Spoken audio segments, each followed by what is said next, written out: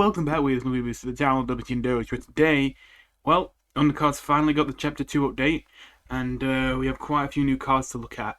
Although we're not going to talk about these ones just yet, because quite a few of these are tokens that are generated by other cards. So the first one here is actually Mouse. But just before I start this, I want to say, first of all, I apologise for not getting this out yesterday when this update came out. That was the plan. But the first few days of the week for me are quite busy.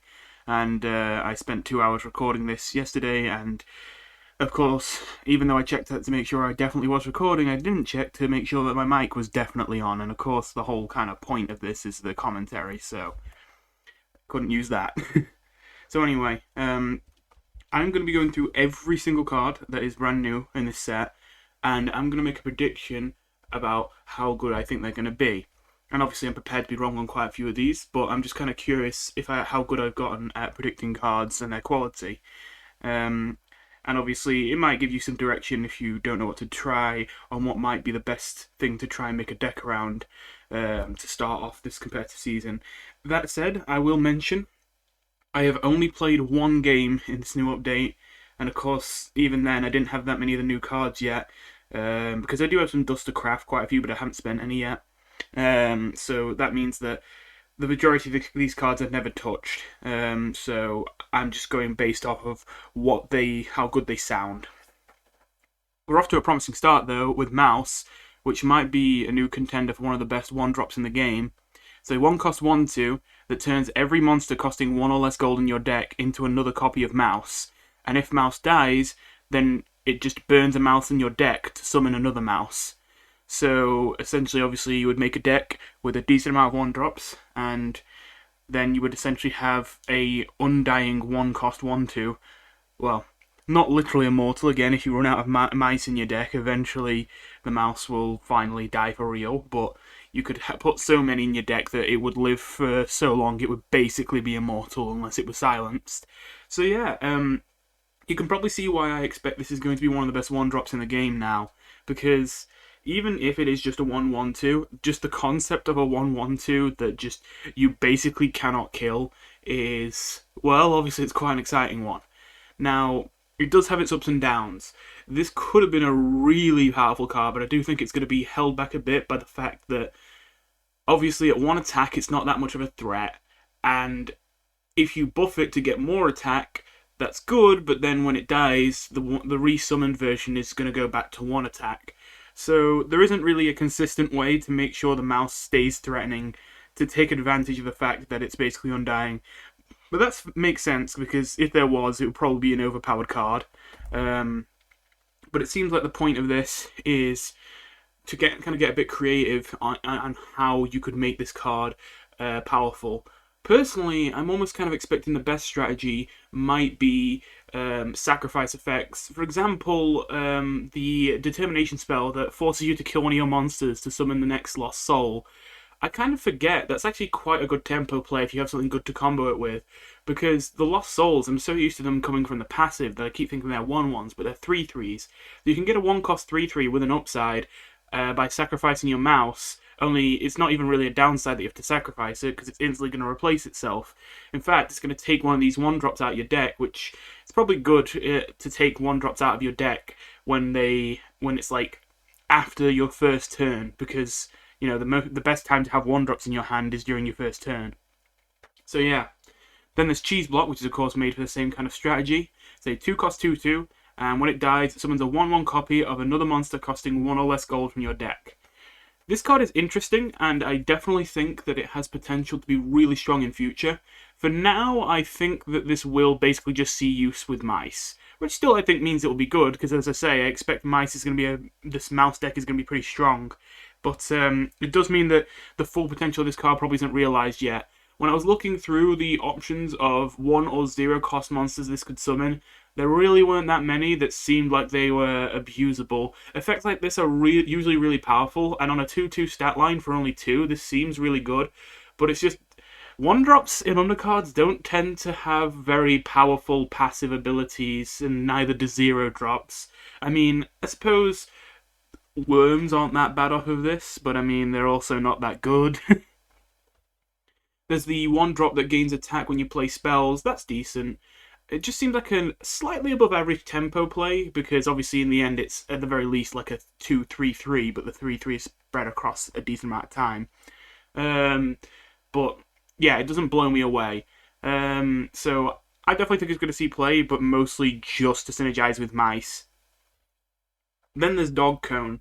So this might look like an underwhelming card, but I actually seriously predict this is going to be a very good card. This has Taunt and Loop 2. Loop 2 is one of the two like major new mechanics in this set. Well, not two specifically, it can be any number. But when you play a card with Loop, it gets added. It adds a copy to your hand with one less Loop until obviously you run out of Loop. So essentially, this is a card that you can play 3 times. And unlike Echo in Hearthstone, a similar mechanic, you don't have to play them all on the same turn. It's not like if you don't play the second copy and then you end your turn, it goes away. You can keep that copy for as long as you want. So Dog Cone, at first it just seems like a 2-1-3 taunt, and obviously that isn't great. But then it actually turns out it's more like a 6-3-9 taunt that you can also play as a 2-1-3, that you can also play as a 4-2-6. And I think that actually adds up. It's actually, I think, better that it's spread across multiple bodies. It wouldn't usually be, but the fact that each of those different bodies has Taunt, I think, is going to turn this into actually quite an effective card. It just, whenever you put anything on the board that needs to be protected, or just generally you're in a situation where if you don't drop a taunt, then you're going to be dead next turn, but you don't have that much gold to spare. Well, 2 gold isn't much to spare, and you can drop multiple copies of these to make it extremely difficult for your opponent to kill a unit on the board that you might value very highly. As well as that, this of course synergizes really good with Solidity, which is an artifact I'm kind of interested in experimenting with and already have done some experiments with, because I think that Shield is genuinely an amazing card. And so any deck that can just run a bunch of taunts without having to change its game plan that much, I feel like should be running Solidity for the most part. And I imagine this card is going to be amazing with Solidity. That's 3 shields in 1 card. And as I say, shields are very good cards. Anyway, then there's Mousehole, which is something that really helps me see the mice deck come together, even though it seems innocuous. It's a 2-cost 1-3. Whenever you summon a monster with a base cost of 1 or less gold, give it +1 attack. So this is going to be great because it gives Mouse 2 attack. Now, it is just 1 extra attack, but of course, the difference between 1 extra point of attack becomes more and more important the lower down you go. So the difference between 1 and 2 attack is a lot more important than the difference between something like 3 and 4 attack. So yeah, I would actually say it's quite significant that having a mouse hole essentially turns your mouse into a 2-2 instead of a 1-2 that every time it dies still comes back as a 2-2 as long as the mouse hole isn't dead. So that I think will help with this deck. But just beyond that, Mousehole just looks like a simple good card. It's not crazy good or anything, but there are a lot of like super aggro decks out there that love to spam 0 drops and 1 drops that I imagine would love to run this card just to get the little extra push that these tiny cards would need to be worth running in your deck. I think that one of the main problems with a lot of decks that like to spam low cost cards is that for the most part, the cheapest of cards just all have 1 attack, and the ones that have 2 attack usually don't get given very powerful abilities, or they get given downsides. So yeah, I think that this will greatly help with that. I nearly said mouse wheel, but this is a token. We got Rotator Block. Rotor Block. 2 cost 3-1. Magic, add 3 copies of random monsters costing 1 or less gold from your dust pile to your deck. So, obviously, this is something that we can use even more with mice. And this is why I say they're, like, basically immortal. Because at first it might seem a bit of a stretch to say that, because you don't tend to run that many 1 or less cost monsters in your deck. And although you could just choose to, it would pollute your deck with a lot of bad cards if you did that with mouse. But this kind of card shows you don't even have to put that many in them. Because you can really extend the life of this mouse just by using this on its own. If you just have, I don't know, 4 or 5 1-cost monsters besides mouse in the deck, and you get 3 of them dead, and then you just use Rotator Block and put 3 back in the deck, that's already giving you the ability to bring a mouse back from the dead 7 to 8 times in one game. And you didn't really have to pollute your deck with a bunch of 0 drops and 1 drops you didn't want. So, yeah. That being said, I could also see potentially, if it turns out that Mouse doesn't tend to be targeted for kills so much because people just assume you have a lot in your deck, you might even be able to bluff and not put that many in your deck and still get away with it, and maybe not even run Rotor Block. We'll see. I think that Rotor Block is going to be one of those cards that goes in and out of my decks a lot of the time, because while it seems quite useful synergy, at the same time it also feels a little bit just overkill to me, a little bit unnecessary. It's hard to say. Again, it depends how often mice end up getting killed in a normal game. But I feel like silence will be a more powerful solution to them. So I feel like there's not really much point in getting 100 mice at the ready to replace the mouse when it dies on the board. It just seems like too much effort to put in. Now, that being said, it is just a 2-cost 3/1, so it's not an awful sacrifice to put this in your deck. Maybe it's something you put in as just a 1 of or a 2 of. So I'm kind of middling on this card. As I say, I think that it will be used in some good decks, but some versions of those same decks will just cut it. Anyway, Stuck Task. This is a difficult one to evaluate. My gut feeling with this card initially was this card is crazy good. It's a 2-cost 1/1 with loop 1, and when you play it, you give a card and the one to the left of it in your hand -1 cost. And I originally assumed this was randomly chosen, but this is one of the few cards I actually got to play for real, and it actually is chosen. You pick which card to discount, and it discards the card to its left. So this will always hit 2 cards as long as you don't pick the leftmost card, which you would only do, obviously, if you only had 1 card in your hand. So yeah, that's quite good. That makes this essentially a 0-cost 1/1, because obviously you pay 2, but then you get 2 golds worth of discount from playing it, and then it gives you another 1. So it's 2 0-cost 1/1s in the end, which is quite good. The thing is, though, I was expecting this to be crazy good, because I'm like, oh, that's even better, because honestly, it's even better than being a 0-cost 1/1, because it's not just a 0-cost 1/1, you're keeping these discounts on cards so it's easier to play them later. But I was obviously kind of forgetting the main difference with Undercards compared to a lot of other card games, how you get to keep your gold in between turns anyway. So it doesn't really make much of a difference putting the discount on a card, as far as I can think. So for that reason, the Stuck Task is essentially just a 0-cost 1/1 as long as you have a card in your hand to discount that gives you its value in the long term. And that kind of brings down my excitement for it a little bit. Not that it's bad, but just that it just kind of feels unnecessary. When I was putting it in my decks, I kind of thought, oh yeah, this is going to be a staple in every deck just because it's so cost efficient and all that. But at the end of the day, it's a 1/1 body, and if you're not running a deck that really cares about just getting anything on the board, regardless of how big it is, and like playing a deck that has the ability to even turn a 1/1 into a threat, if you're not playing a deck like that, it kind of feels like it's just kind of extra steps to playing the game. Like, in the end, it is a quote-unquote free card, but that's in the end. It's not at first. Initially, this is not a free card, and it's not a good tempo play initially either. So the whole 0-cost 1/1 logic doesn't really check out. It's very hard to say with this one. Again, my gut would have said that this card would be amazing, but now assessing the fact that it's like discounting cards rather than giving you immediate value is actually more negative than positive. It's very hard to say if I would agree that this card is going to stay as good as I initially thought. I'm actually even going to say this might be a more middling card than a good card, but I expected to see some play in ranked.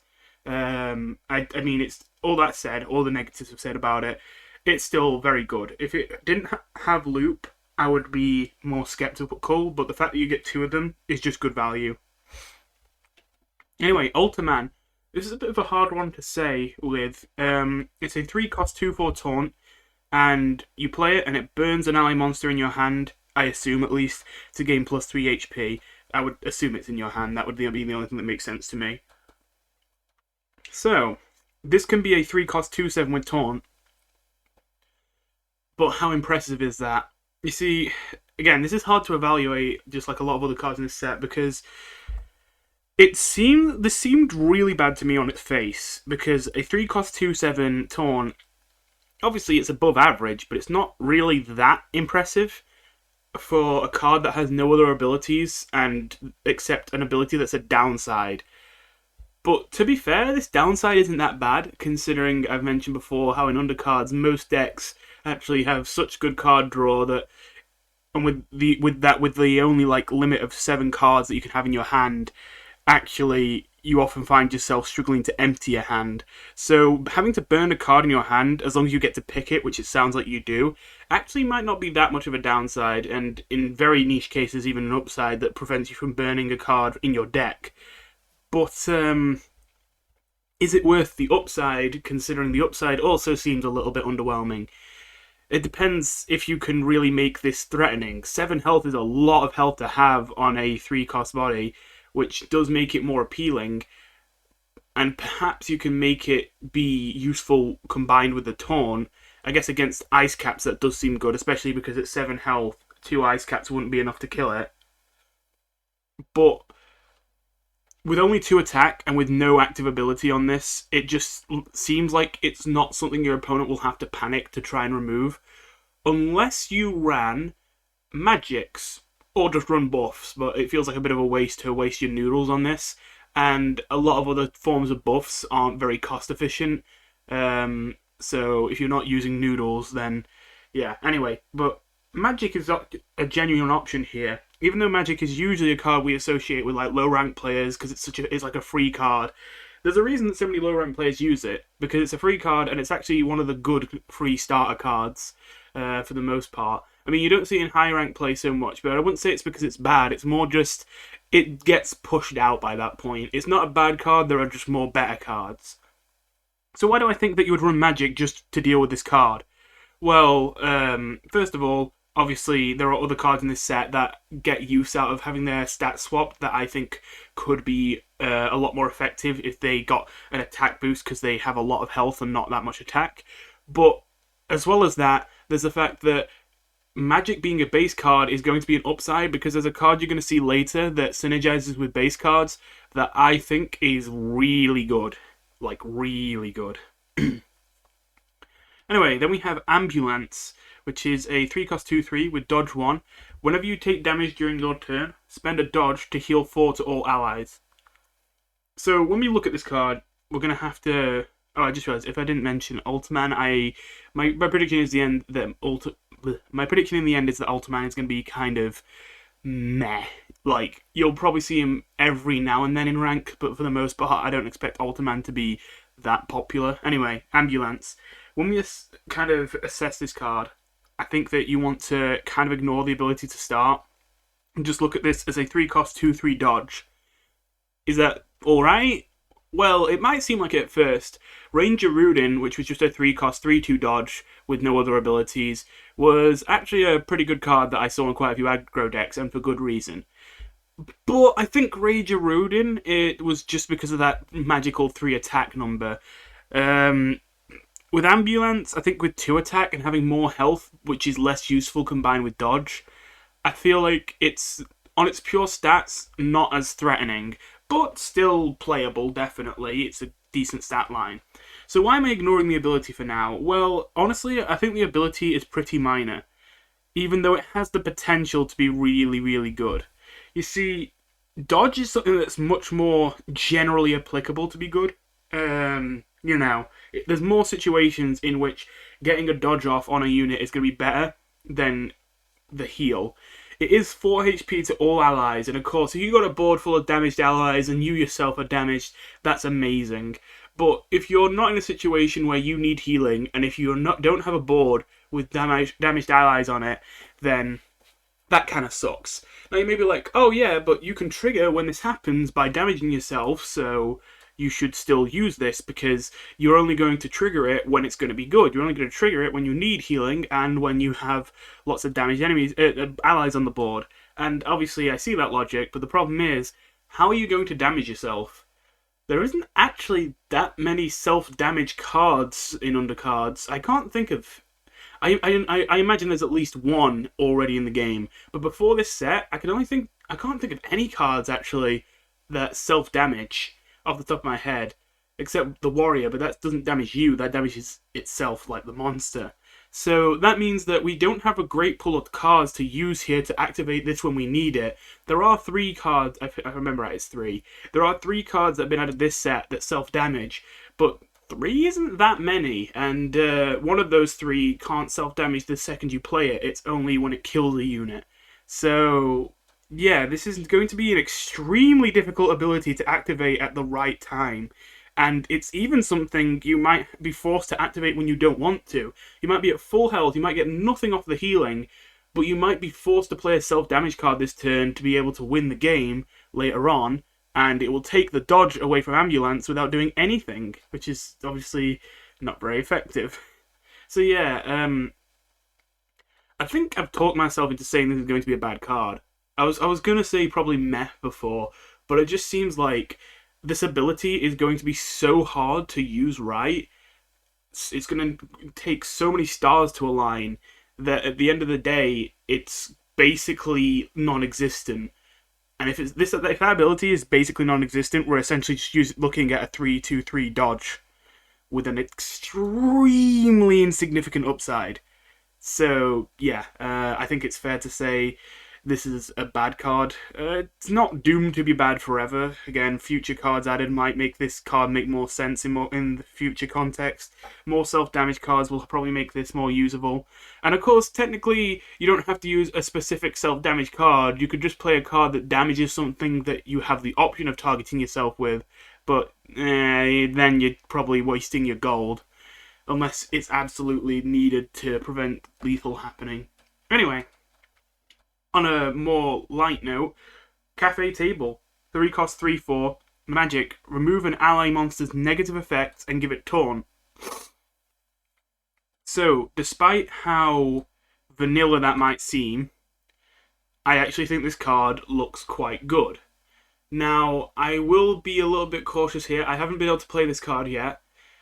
I remember that definitely in the past in Undercards, removing all negative effects from a monster included unsilencing it if it was silenced.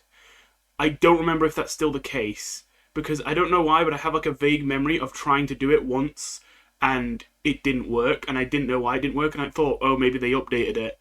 But if it is still that you can unsilence units with that effect, then this is easily an amazing card in my eyes, because of the fact that silence is so generally applicable in this game and so effective, and having a 3 cost 3/4 that can remove silence while also giving something Taunt and also removing any extra negative effects that are on it, while also being an amazingly statted 3-drop. And I think 3 is a very good cost of cards to have in this game as well, where it's not so cheap that you'll have an empty hand super quick, but it's also cheap enough that you won't run into the problem I tend to run into of having way too full hands where you can't play anything and you are desperately trying to just leave one slot empty so you're not burning your deck every turn. Anyway, and as well as that, this obviously doesn't have to apply to, silence effects. There is obviously the fact that it gives it Taunt, which could sometimes be useful, but I think even just better than that, there are actually, I imagine, going to be a lot of situations in which the opponent is going to deal with one of your big monsters you're going to try and use to kill them to end the game if you're playing some kind of aggressive or mid-range deck that isn't even going to be killing them. It's going to be using something like Soothing, for example, in Kindness, that sets a monster stats to 3/2 when maybe you had a 10/10. Use this, reverts back to a 10/10, smack him in the face. It could be something like they get paralyzed when you would have had lethal otherwise. Unparalyze them, smack him in the face, dead. As I mentioned, if unsilencing works, this card is going to have a lot of different uses with that. Because that will even, I think, as well, considering it only mentions negative effects. I imagine if you had a unit, you'd buff to be really big, and then they silence it, removing all the buffs. I wonder if removing the silence will make the buffs return. Actually, that might not be the case, but even if it isn't, I think that I've made my case enough that, this card, as innocuous as it seems, is probably going to have a lot of uses, especially for a card that, even if you do nothing with its ability, is still a well-costed, well-statted monster in a game where stats actually matter a lot more than in a lot of other card games. Then there's Eggplant Trash Bag. This card is basically kind of like another alternative to Bone Box, which is already a pretty good card. It's a 3 cost 2/4 taunt, and when you play it, you look at 3 random base spells and choose one. The only downside is that you have to wait until the end of your turn for it to actually be added to your hand. So, yeah, this is Bone Box, but it has 1 less attack, 1 more health, it has Taunt, and instead of looking at 3 random spells that cost 3 or less, it looks at 3 random base spells. And again, of course, it takes a turn for it to get added to your hand. So if you're playing a deck in which having the Taunt is more valuable than having the extra attack, and if you're playing a deck where there are a couple base spells that are really powerful if you manage to discover them from cards like this, and you would rather increase your chance of getting them by using Eggplant Trash Bag rather than Bone Box, then yeah, use Eggplant Trash Bag. I essentially consider this card to be equal in quality to Bone Box. I think they're both going to continue to be used, because I think Bone Box is generally going to continue to be better in aggressive decks, but Eggplant is going to be still useful in decks that are more mid-range or control-y that still want to run a card like Bone Box. So yeah, not much else to say about that. Bone Box, of course, sees a decent amount of play, so I expect this will see a decent amount of play. Mouse Cage. This is an interesting one. Mouse Cage is a 3 cost 3/4, which again, very good cost, very good stats. That if you have 11 or more monsters costing 1 or less gold in your dust pile, you can add a mouse wheel to your hand. And a mouse wheel is a 2 cost 4/4 that adds 8 curses to your deck and 1 to your hand. And curses are 1 cost 2/3s that draw a card when played. So this is a bit hard to evaluate, but I'm leaning towards this is good. You see, I think this condition is actually going to be index built to get to this condition as fast as possible, not very difficult. I think if you try to make a deck in which you get a mouse on the board, you self-sacrifice cards as fast as you can to kill your mice as fast as possible, and just have them come back and die again and come back and die again, just to stack your dust pile with mice, and then drop Mouse Cage, I imagine you can get this done very, very early. And of course, the reward for that is very good. It is, of course, a super well-statted unit that adds another super well-statted unit to your hand that also draws you a card and shuffles 8 copies of that really good card into your deck. The only thing I'm thinking is all that necessary? Because it does seem like, even though it's very doable, you will have to really put in the work to build your deck around this, to make it so that you can actually do this consistently and quickly. And if you do that, is this enough to win the game off of?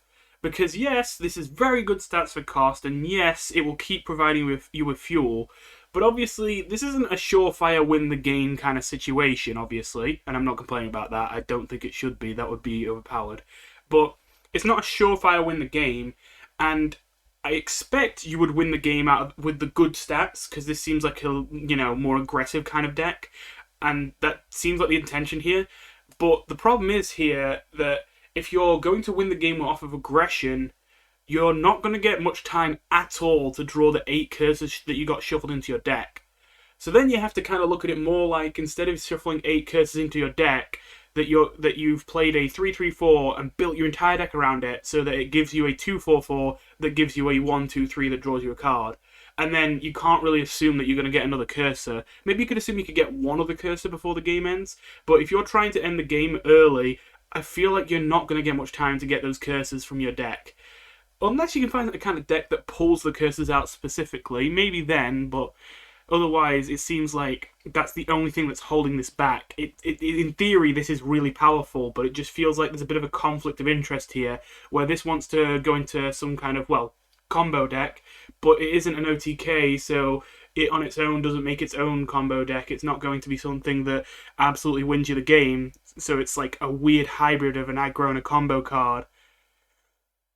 So you're forced to run it with the aggro cards, but then you have this weird kind of divide where it's like, does this really win you the game as an aggro card, considering it shuffles? But either way, it looks like a very fun card, and with all that said, I could still see this being put into mouse decks without them even necessarily being built around getting that need condition done every time, because it is just a 3 cost 3/4. So even if you don't get the condition done before the end of the game, 3 cost 3 for not bad. You know, you can just drop it, it's fine.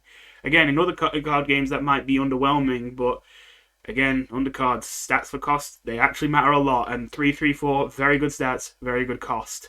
So yeah, despite all the negative things I said about that card, I still think it's probably going to see play in ranked. I think it's going to be one of the weaker cards in the mouse deck, but definitely one of the more fun cards. And I think that just because it is a card in the mouse deck, it's going to see people playing it. Anyway, Noobert. This is a very interesting one. 3 cost 1-4 delay, so that means at the end of the turn. If you have played 3 or more unique other cards this turn, so it doesn't count other Nooberts, add 2 exact copies of this to your deck. So when I first looked at this card, I was really confused, because I was like, wait, why? Like, it's a 3 cost 1-4, why would you want more of them? And I thought, I guess it can elongate your deck if you want to mill people, but Frisk exists. And also, you can't go infinite with this. I think that's the reason they say 3 or more unique other cards. I believe that there is no way that you can constantly generate, repeatedly get 3 different cards over and over and over. You get Frisk over and over and over, and that's 1. And there's probably some other one I'm forgetting somewhere in the game that maybe allows you to get 2 over and over and over, but I'm 90% sure there isn't a way in the game that you can get 3 cards over and over and over infinitely. There's got to be a limit to them. So Noobert doesn't go infinite. But that being said, he does go near infinite, I imagine. You probably, if you really tried, could get way more Nooberts in your deck than any other person's deck would realistically last, unless they're also running Frisk.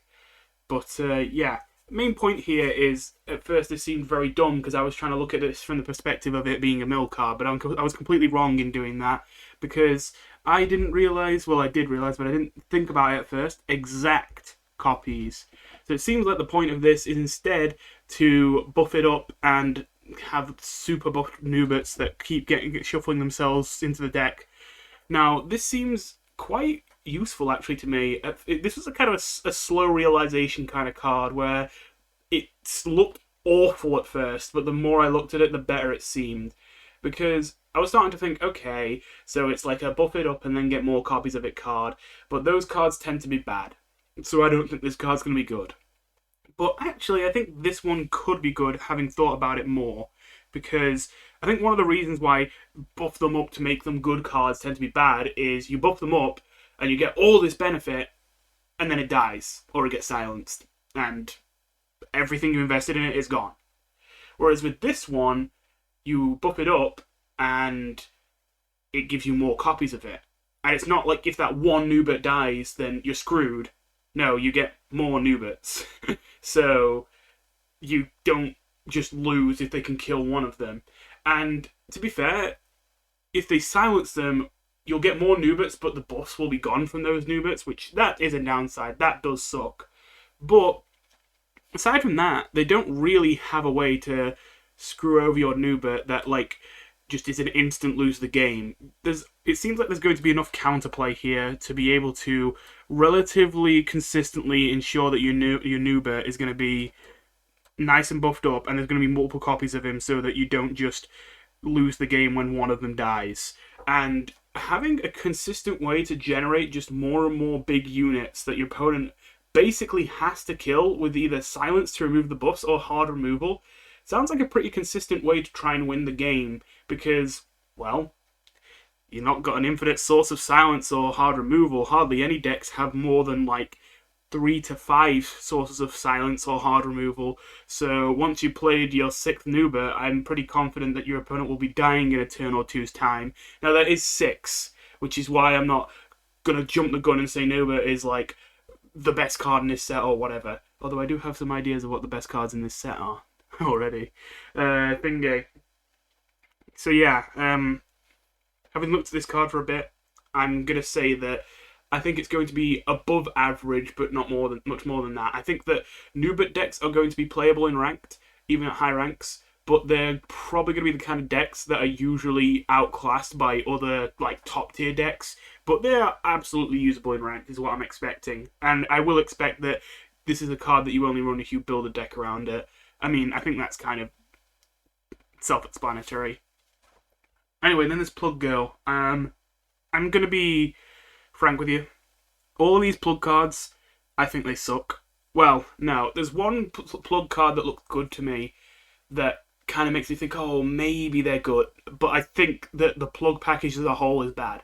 But Plug Girl is a 3-cost 2/3 dodge 1. We've seen that one before. Turn end, if this has any stat buffs, gain taunt. Well, that's an underwhelming start, isn't it? That's really bad on its own, and you have to buff it up to get its benefit, and its benefit is literally just taunt. Now, credit where it's due, taunt is a lot more effective when combined with dodge, but it is still just taunt. It just seems like buffing this up just to get that benefit feels just bad, just underwhelming. I feel like as well as that, it kind of contradicts the thing you'd want to do with this card. Unless you had something that only buffed the card's health and not its attack, if you buffed it, you probably don't want it to have taunt. You probably want it to be hidden behind taunts. This is actually pretty good if you can make it a 3-cost 2/3 dodge 1 taunt consistently. But not only do I think you can't do that inconsistently, but I think that when this does become a taunt, it won't be a 2/3. It'll probably be something like a 4/5. And while that's quote unquote technically better, I actually think a card like this is better as something that's like more lightweight, that is just kind of an annoying blocker that isn't that threatening on its own, but the existence of it makes it extremely difficult for your opponent to get to your real threats. Here, it is the real threat, so it having taunt is kind of more of a downside. So, yeah, I don't like the look of this card. I don't think it's going to be very good.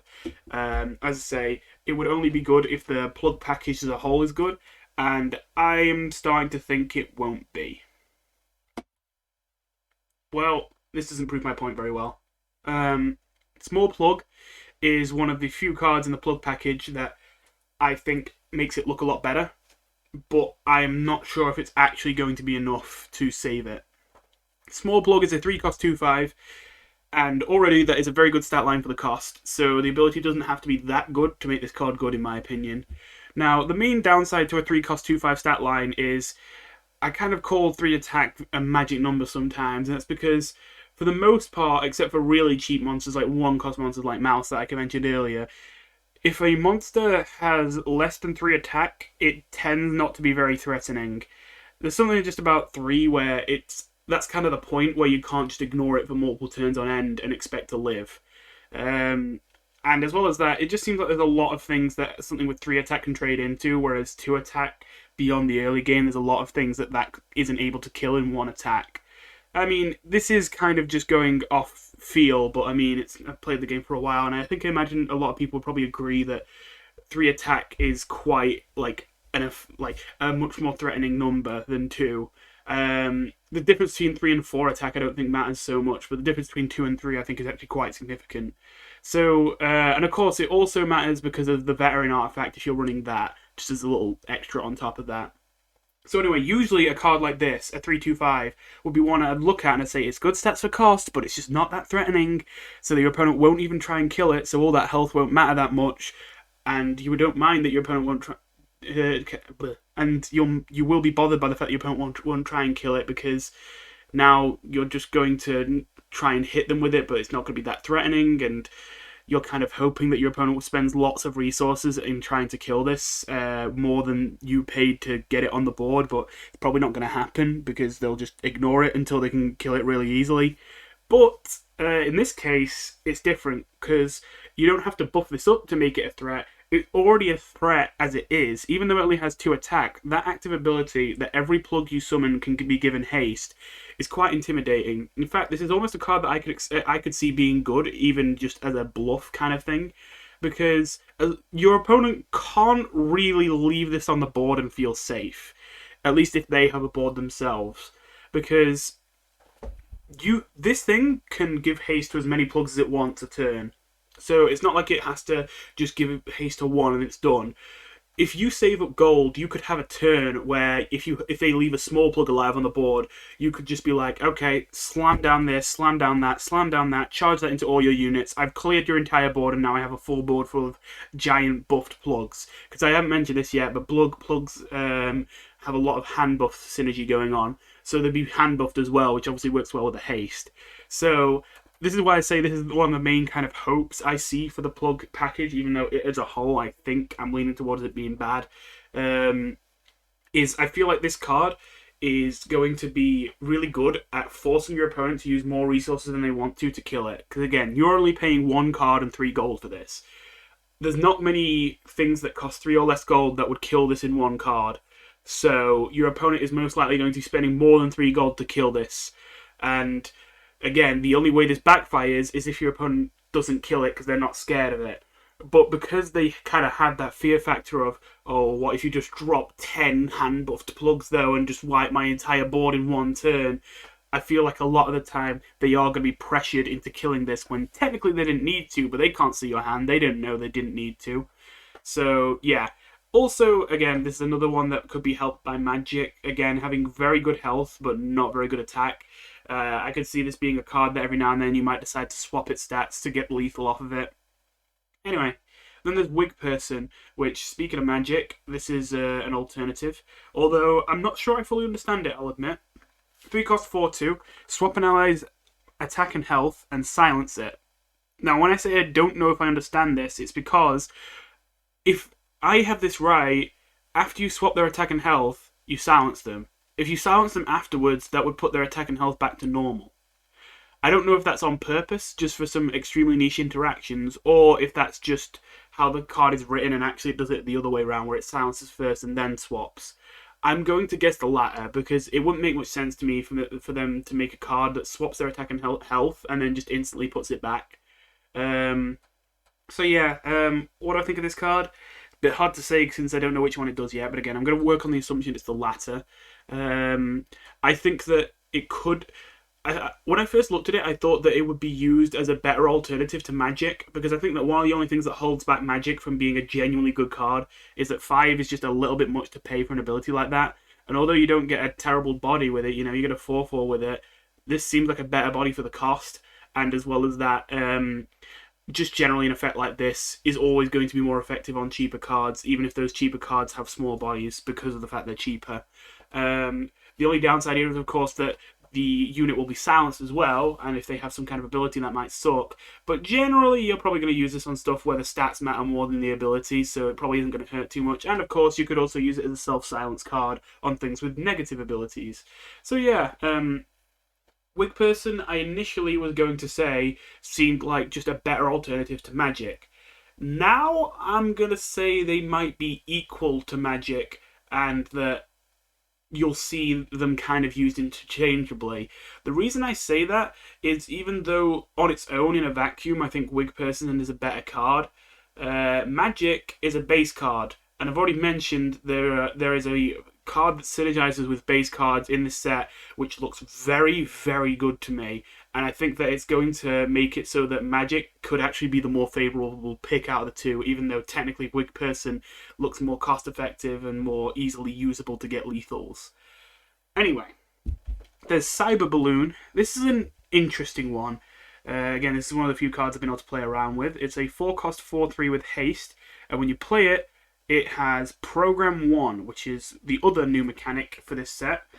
Program means that if you have more gold left over when you play this, you can spend up to that much more gold to trigger this effect. So here, if you play this and you have 1 gold left over, you'll pay that extra 1 gold, so you pay 5 instead of 4, to earn 1 gold for every generated monster in your hand. So, this is a weird one, because it's very easy for this to be a very cheap haste monster. It's even possible for you to earn money off of this. If you have either 6 or 7 cards in your hand that are all generated, which is very far-fetched, but it's possible, this will literally be less than free. You'll play it, and you will earn more money back than you paid to play it while also getting your 4/3 haste on the board. And that is really powerful if you can set it up. Can you set it up? I don't know. You see, this is very hard to assess for me, because this is the kind of thing I look at, and my gut says, yeah, that's really good. But I'm thinking about it critically, and I remember that I looked at Hourglass when it got reworked to not work with Synergy anymore and now work with generated cards. And I thought, that sounds like it has a lot of potential. That sounds really good. And then I actually found that I struggled to get enough generated cards to actually make the value you get from using Hourglass worth it. And when I got to the point where I made a deck that did get enough generated cards, the deck was just so focused on just getting generated cards, it just kind of now felt like it lost all semblance of synergy. It was just kind of a deck that dropped a whole bunch of generated cards and ran Overgrowth and Hourglass. It didn't really have a win condition except hoping that I just have so many cheap big units that I win. And when I was playing the deck, because I often sacrificed tempo in trying to get generated cards, I didn't get a cheap big unit on the board early enough to just win off of that. So basically what I'm getting at is that this looks really good in theory, but I'm a little bit skeptical that you can get enough generated cards that this becomes the card that it seems like it could be. This seems like it really could be one of the best cards in the set, but I feel like it's not going to be pushed that far just because people are going to struggle to get that many generated cards. They could make a deck where they get that many generated cards, most likely, but the deck that gets that many generated cards is going to sacrifice so much in the process that in the end it won't be worth it. Now, all that being said, I'm still going to say this is a good card because, as I said, this is one of the very few ones I've been able to play around with for a little bit. And it did feel like it was much easier to activate off of generated cards in hand rather than generated cards that I had played. Because one of the problems I remember having in that Hourglass deck before this card came out was stuff like, for example, I was running Doodlebog in the deck, and that makes a lot of sense. It adds 2 generated cards to your hand that have good stats. But those generated cards, you already paid 5 to get Doodlebog. I just realised, did I call it Doodlebug? So sorry on the board. The Doodlebug's the card you generates. I already paid 5 gold to get him on the board, and now I had two cost monsters. So in total, I had to pay 9 gold to really use my entire hand there. And that might not sound like much, but these generated card decks, because their only win condition is big cheap units, again, you got to close out the game early, and it just felt like when I had multiple Doodlebogs and other things like memory heads, and every card I was playing was putting another card back in my hand just because it had to get generated cards that way, it really just kind of felt like, wow, I am not being able to empty my hand fast enough. I can get the generated cards in my hand, but then I have to actually play them to get the upside, and I just don't have enough gold to play them. And by the time I have enough gold, it's already too late for me to close out the game. Whereas here, I just have to get them in my hand, and I don't have to close out I don't have to play them to be able to get the reward that might help me close out the game. And of course, there's the fact that this is just decent on its own as just a 4/4/3 haste. Honestly, a 4/4/3 haste, that's a fine card. Obviously, I don't think a 4/4/3 haste with no other abilities would probably be run, but I don't think it would be that far off being playable. And so a 4/4/3 that a lot of the time is going to be better than that, but it's just going to take a bit of setup that has haste, I think that's fair. I think it's going to be very easy to get this card to be a 3-cost 4/3 haste effectively. And it's only once you start getting to 2-cost, 1-cost that it's like, okay, now you're kind of dreaming. But still, 3-cost, 4/3 haste, that's good. It's just generally good. It gives you board control, it's decent stats for the cost. Yeah, that's why despite all the drawbacks here, despite how I mentioned how, as much as my gut says this is a good card, I think that it's going to be more difficult to use in practice. Despite all that, it is just worst case scenario, not even that bad. So I'm still going to say overall it looks like a good card, but not blowing me away. Then there's Cyber Trash. 4-cost, 4/4 taunt. Magic, program 2, add a copy of 2 random different base monsters from your dust pile to your hand with -1 cost. So this is a bit of a weird one. This is very powerful in theory. This is essentially either a 4-cost 4/4 taunt or a 6-cost 4/4 taunt that essentially, quote unquote, draws you 2 cards. Only those cards are base cards that have to come from your dust pile. But they both get a -1 discount, so in the end you're kind of still paying 4. It's just that you only get the value in the long term. So yeah, when you add that all up, it looks really good. But this is going to be a bit awkward to use. I'm not going to write this card off because I acknowledge that in a deck that uses this card and uses it well, it's really, really, really good. It's very cost effective. It's very flexible. But in a deck that struggles to use this card, which I think is going to be a lot of decks, because I think it's going to be very hard to get this card working, this card just is generally going to be just like a 4/4 taunt and not much else. Because it's like, you look at this and it's like, it seems promising at first, but how many base monsters do you actually run in your decks? Not that many, most likely. Frogget decks would obviously run Froggets. Mold Small decks would obviously run Mold Smalls. A lot of decks run ice caps, and of course, I'm saying now that more decks might start running magics. Besides that, off the top of my head, I can't really think of any base monsters that, other than those, that you would actually want to run in competitive decks. Now, that might sound really good, but a lot of those monsters are from separate decks. Um, the only thing that I could see being I couldn't see Froggets and Mold Smalls being in the same deck for the most part, unless it is just a general tempo deck that isn't focused on one particular synergy. So if you're running a Frogget deck or a Mold Small deck, you're only going to have that one card to resurrect, which means that this will only actually get you to the two cards you're expecting if two of your three Froggets have already been drawn and have already died. Although I suppose you have the upside of, if you are running Bravery, you could get Froggets in your dust pile by using the spell that summons two Froggets, which that's certainly an option, but still, it seems like it's going to be a little bit clunky to do that. It's going to be especially clunky with Mold Smalls, since there isn't a spell that summons multiple Mold Smalls. So, again, you're going to have to draw 2 out of 3 Mold Smalls, and then also have them die before you can actually use this card, which, again, it's kind of far-fetched. So it only seems like this would be most useful in a deck where you're running both Ice Caps and Magics for burst damage, and then you bring them back with Cyber Trash. And to be fair, that sounds good, because Ice Caps are very good cards, and any way to get more Ice Caps is scary. So that's why I'm not writing this off, but it does seem like for now the usage of this might be very narrow. Again, I can't think of every base card in the game off the top of my head, but I really can't think of that many besides the ones I've listed that would be very threatening at all. Then there's Cyber Tree. Very hard to nail my opinion down on this one. I looked at this and I thought it was trash, and then when I was talking about it in the failed recording, I was like, wait, actually, is it good? And then then I was like, actually, I think it's bad, but now I think it's good. So it's a 4-cost 3/4 with delay. Give 2 random other generated ally monsters +1/+1, and program 1 repeat. So most of the time, program 1 is going to trigger, because unless you have exactly 4 gold when you play this, it will. So this is essentially a 5/3/4 most of the time that gives +4/+4 worth of buffs, which is nice. Only it doesn't do it instantly when you play it, so you can't use it for burst damage. And the +4/+4 worth of buffs isn't targeted. You don't get to choose where they land.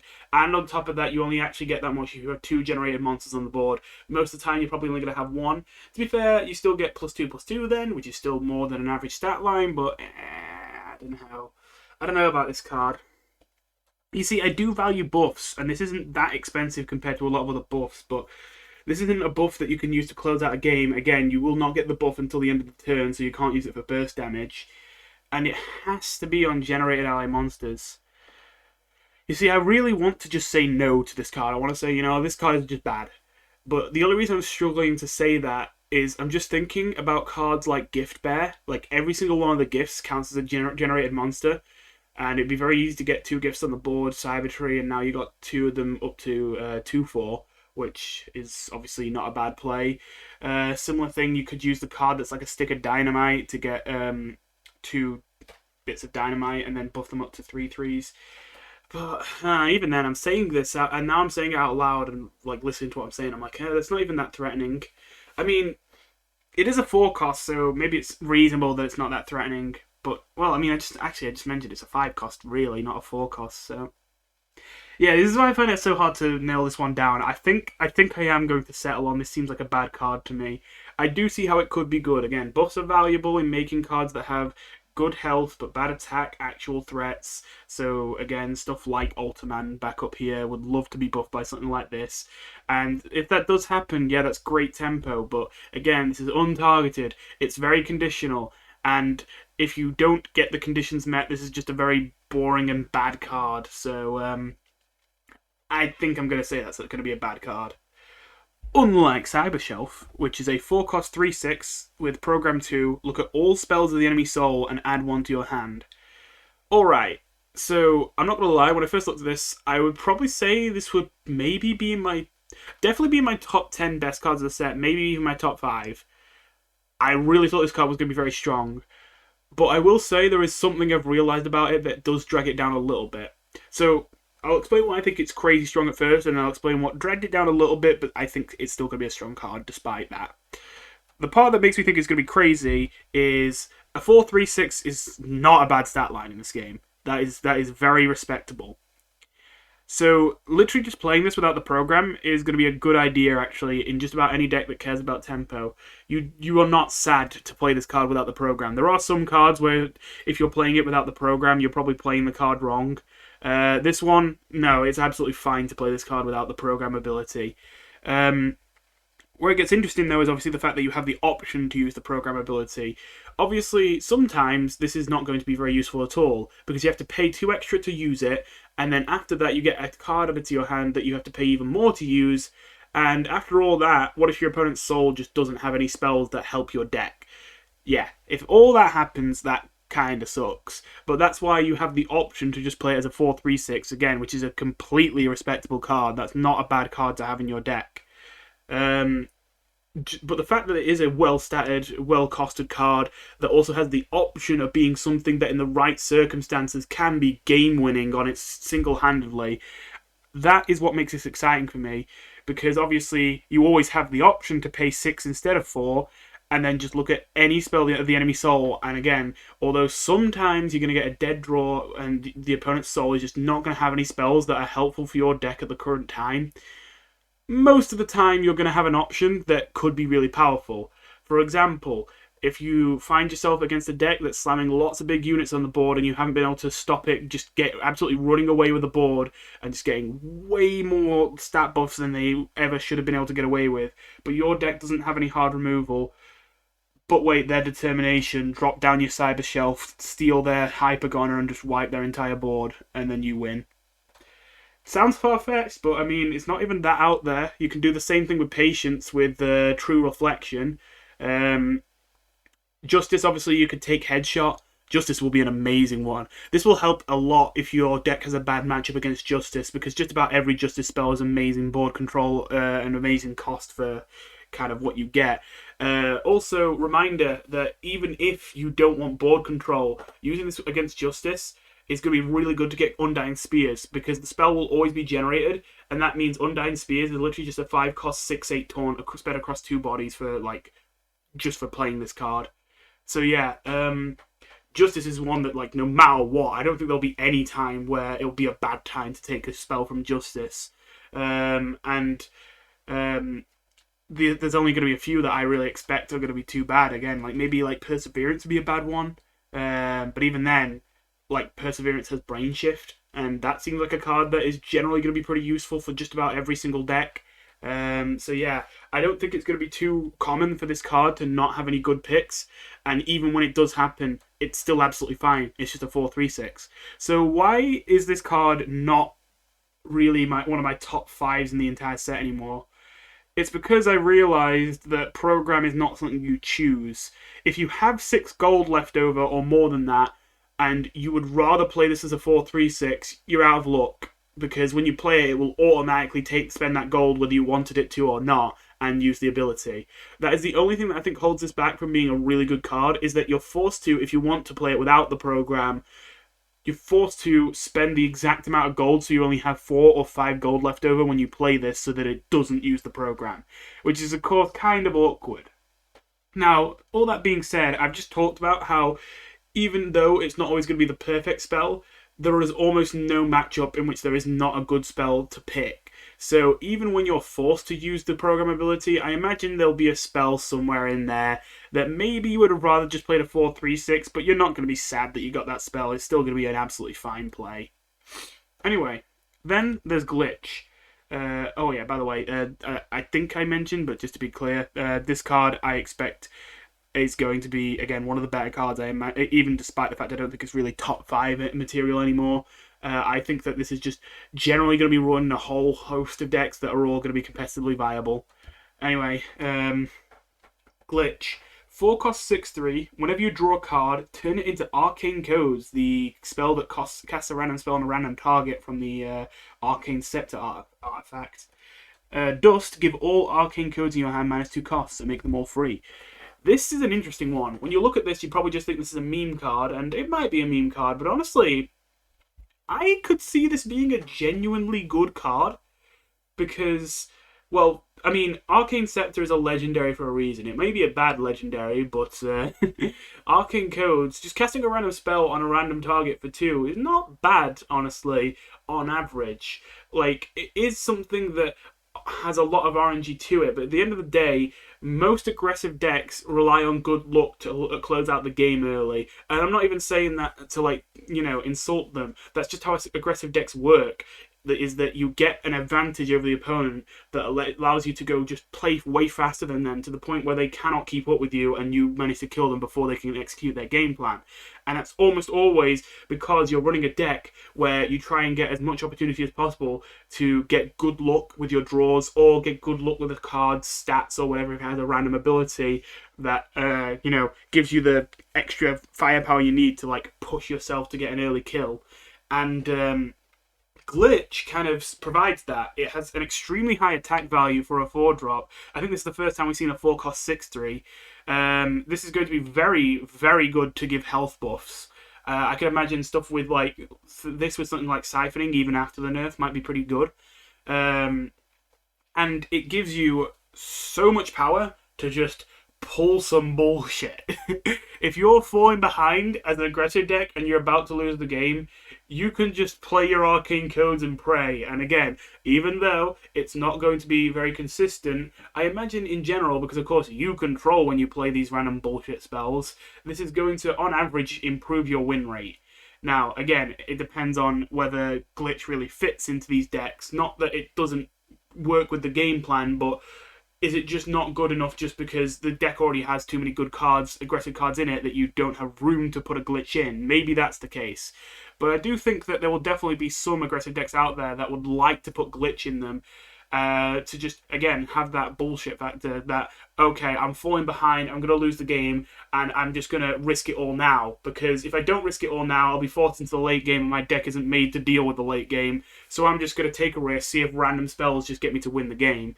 So again, I think that's actually genuinely going to be a viable strategy. Now, that being said, I'm overselling it a little bit because I imagine most people just look at this and instantly think it's like a terrible card and a meme. I'm not saying that this is going to be high tier, but I do think it's going to be viable in rank to run this card aggressively. Again, I think Arcane Codes is going to be better than the average card if you are losing. And as well as that, the only thing that I think holds it back is the fact that you do kind of lose tempo from the fact that you have to pay 2 to play it, and it might not even do anything. Like, there's a lot of outcomes that could happen where it just doesn't do anything because the spell is like a conditional thing and the condition isn't met. But that's kind of remedied if you stockpile Arcane Codes, wait for the glitch to die, which shouldn't take long because it only has 3 health, and then play them all for free. But all that being said, one of the things that might cause Glitch to get kicked out of some decks when it would be good in them, it's just that it's outclassed. A card that might do that is Police Block, the card right next to it. I mentioned before that I don't think we've ever seen a 4/6/3 in Undercards yet, and well, what do you know, we got another one right next to it. And this is a good card. When Police Block dies, he adds prison bars to your hand. So this is already a lot of attack to have on such a low-cost card. And then on top of that, to compensate for the downside of obviously it having not much health, when it dies, it gives you an amazing card. This is a 2-cost spell that paralyzes an enemy monster and deals 2 damage to all other enemies. By the way, it says enemies, not enemy monsters, so this also hits face. So this is something that can sometimes be used to get lethal if you're just 2 damage off or 1 damage off. It's something that can be used to prevent a big monster from attacking while killing all other small monsters on the board. This just seems really good for early game board fighting, and if you like to fight for the board in the early game. And even if you find that it's not going to be very valuable to do that, just because of the timing of when this dies and when you get the prison bars, you can just kind of stockpile it until you're going to go for the burst damage to get lethal, and just use it as that extra little 2 damage. And again, you might think, oh, it's just 2 damage, but gemstones were just 2 damage. So yeah, I think this is going to be pretty good. Not as good as gemstones. Gemstones were stupid, but pretty good. Also, on top of all that stuff I've just mentioned, I just want to say that if library looks wasn't reworked this update and basically nerfed, then I think this card would actually be kind of broken. because I think that library looks would definitely be used to duplicate prison bars and get free prison bars spells, and that would be very powerful. But library looks now has a different ability where instead of copying generated cards and reducing their cost, instead it's one of those if your deck has no duplicates cards, and it reduces the cost of cards in your deck. Anyway. Then there's Revolt Plug. This is another one of the few plug cards that I look at and think looks good. It is a 4-cost 1/5, and when you play it, you deal damage to a monster equal to the attack of this monster. If it didn't kill that monster, then it gains haste. So, again, this really feeds into the hand buff thing I mentioned these kind of cards are going for. The Revolt Plug is one of the best plug cards out there, and one of the only things that might kind of incentivize hand buff, because of the fact that it just has so much health. I mean, you see, usually this would look bad because you would have to hand buff it so much for it to deal enough damage that it would kill something reasonable for 4, considering that you're not really paying 4, you're paying more than 4 because this has also absorbed loads of hand buffs to become good. But because of the fact that if it doesn't kill it, you get to attack it again with the haste, that is really good. And usually the only reason it would be bad is because usually after you attack into something it would die, but it already has 5 health, which is a lot for a 4-drop, and then on top of that it gets more health when you hand buff it. So I think this is very often going to drop down, deal half the damage needed to kill something, then deal the other half, and even still live after attacking into it. Which, again, considering you've almost certainly just killed a pretty big unit, that's pretty good. So yeah, I think this card just... not much to say about it. It just generally looks good. The only thing is hand buff a good strategy? It's a bit of a weird one. In almost every game, hand buff ends up being a trash strategy, and the reason why is because usually hand buff just ends up being an archetype that is too slow to really fight for the board like it wants to by getting these big units, but then also loses to control decks because in the late game, because, well, if you're just getting these big chunky units on the board that don't really have many abilities, they're just big chunky units, control decks are probably going to have abilities that give you even more value than just having stats, because they're going to have probably like an especially high synergy deck, and that's probably going to lead to the hand buff decks getting outvalued. And of course, as well as that, control decks tend to run a lot of hard removal, which screws over hand buff. So it kind of becomes a thing of what does hand buff win against. It's too slow to beat combo, it's too slow to beat aggro, and when it goes against control, the only deck that's slow enough that they have a chance, it gets screwed over by control's hard removal. So it kind of feels like, what are you even good against? You have a chance against mid-range, but you yourself are a mid-range deck, so of course you have a chance. It's kind of even then. So it just seems like hand buff never has a good matchup. But it might be different in this game. I have noticed that hand buff seems more viable in this game. And I think that comes down to the fact that in this game, actually just having big chunky stats can win you the late game, I've mentioned before. In most card games, if you were playing like just a 10-cost 10-10 with no ability, it would be like, what the hell, that's not worth it. And even in this game, the 9-cost 10-10, even a 9-cost 10-10 with no abilities, in almost every other card game, you would look at that and be like, this card is trash. In this game, not so bad. Again, just big stats. There isn't a lot of easy hard removal in the game, so it's not that easy to get rid of them. And again, like, it's kind of one of the only reliable ways to end a game in this game without just resorting to burst damage to the face constantly until they're dead. So, or mill, which is kind of the same thing, but on a longer clock. Anyway, so yeah, that's why hand buff, I feel, has a chance in this game, even though almost every other card game, it's useless. I think it also has a chance in this game because just I've seen hand buff decks already. I actually took a crack at it. I kind of expected hand buff decks might be a sleeper kind of good deck with kindness. My idea was to run decks that just get really big units, use the vessel to get exact copies of those really big units, like I'd been doing with the Buttercup meme deck, which, by the way, I meant to say this when I was talking about Noobert. Because of the fact this is a delay, you can actually use this with Buttercup Treat, because Usually you couldn't use Buttercup Treat with an ability like this because you would silence it, which would remove the ability that creates copies. But because it's a delay ability, when it removes the delay, it doesn't matter because it's already been triggered. We're just waiting until the end of turn for it to do the shuffling.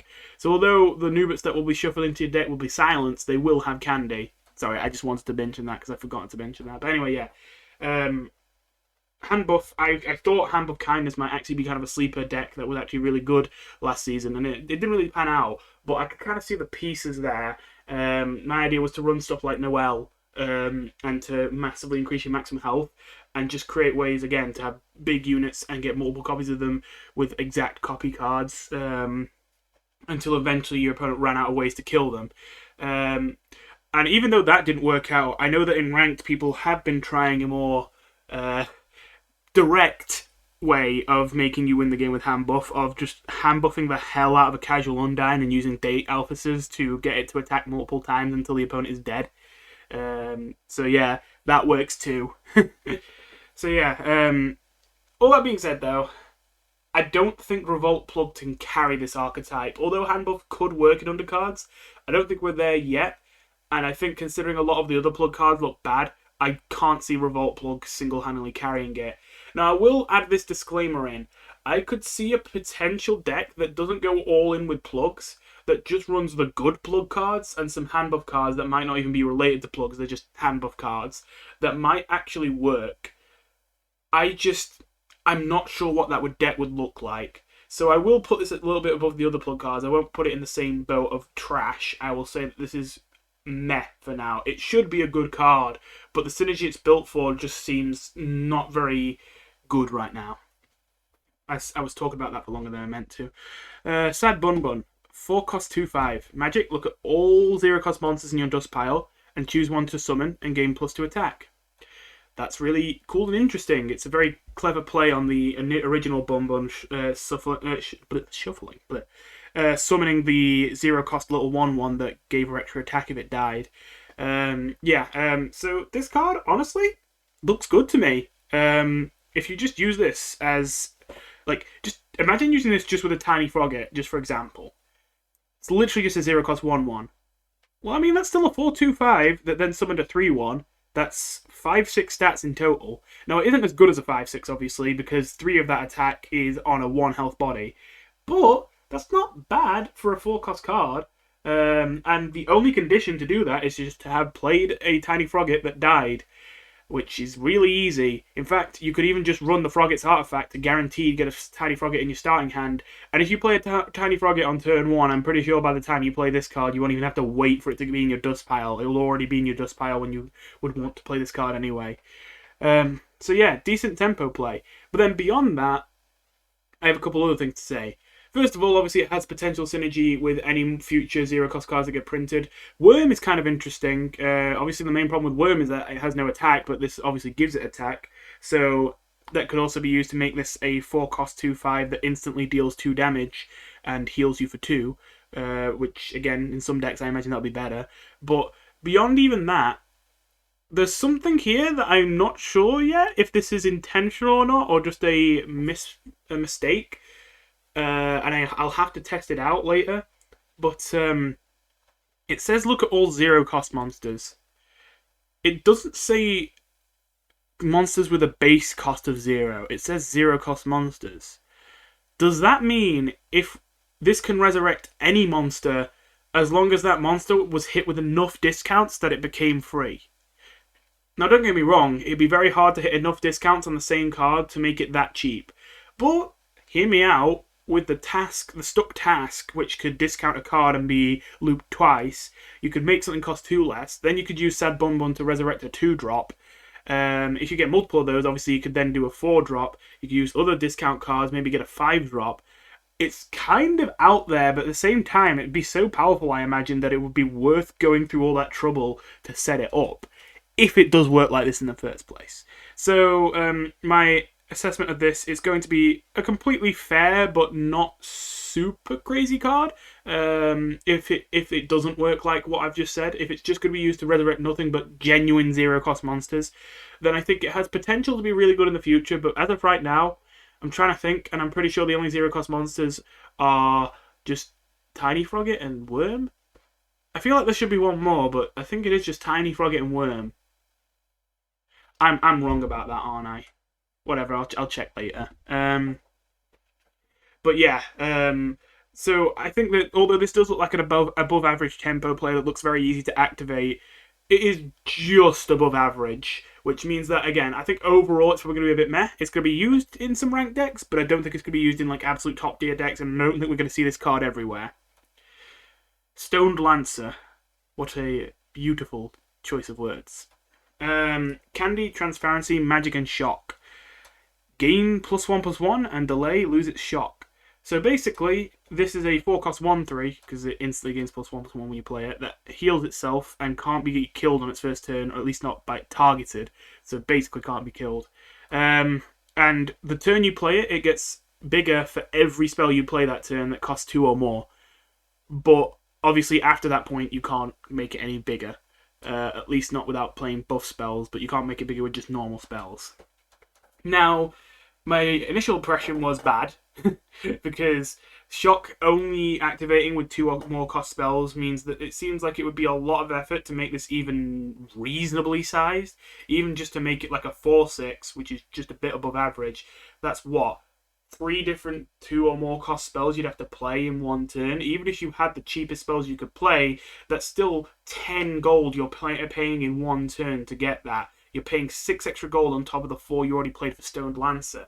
So when I say it like that, I look at this card, it's like, wow, this card is bad. But then I kind of think of it from another angle.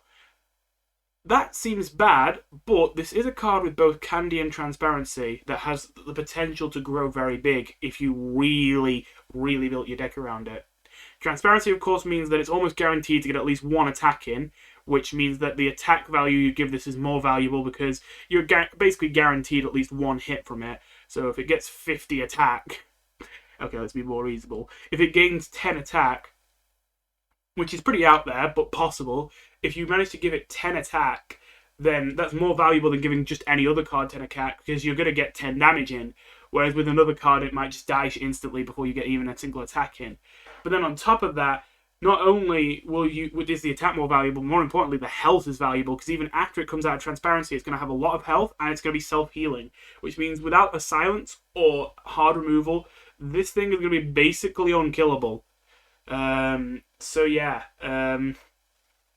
I could see you potentially building a deck where your entire win condition is Stoned Lancer. And you just stockpile gold until you have enough to just do your one big turn where you make a giant Stoned Lancer.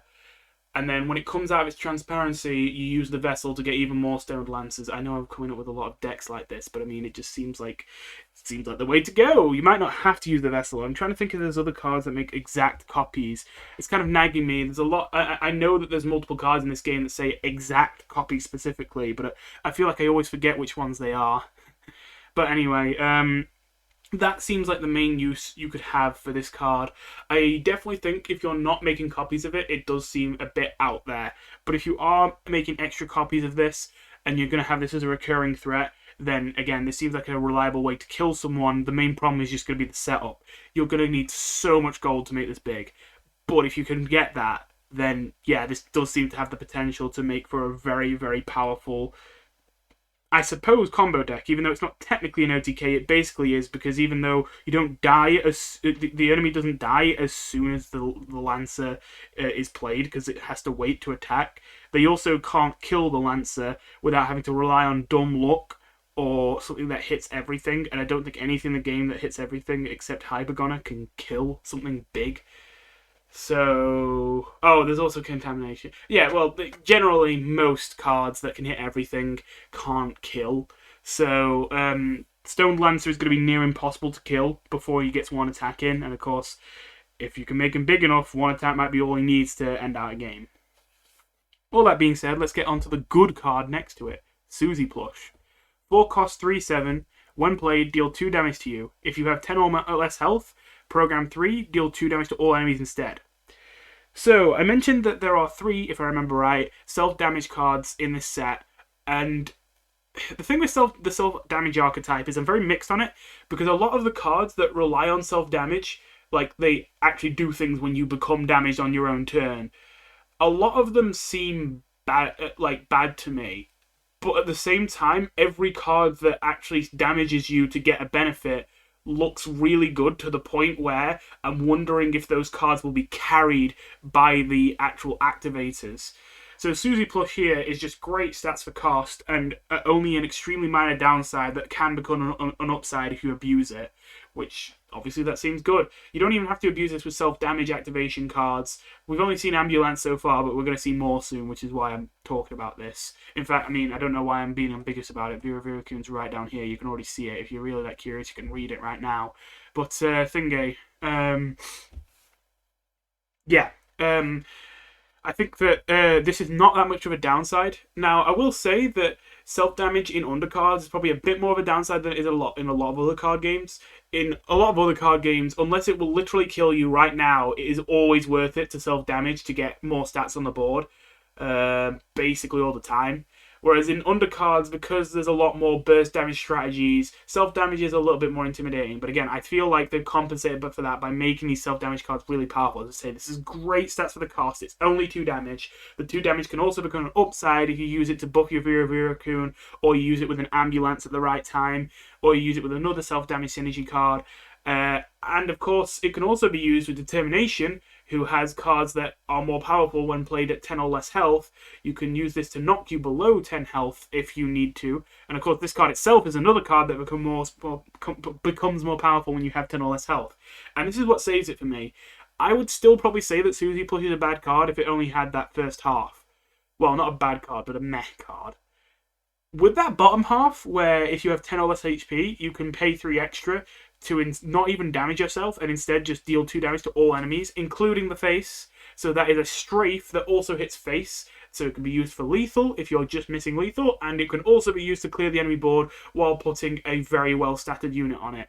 That is very good, like, bang for your buck. Like, you're paying 7 to get that program, and in the end you're getting a 3/7 off of it. I would say a 3/7... Let's just even say, let's be generous. Let's say a 3/7 is worth 4 gold, even though it's probably 4.5.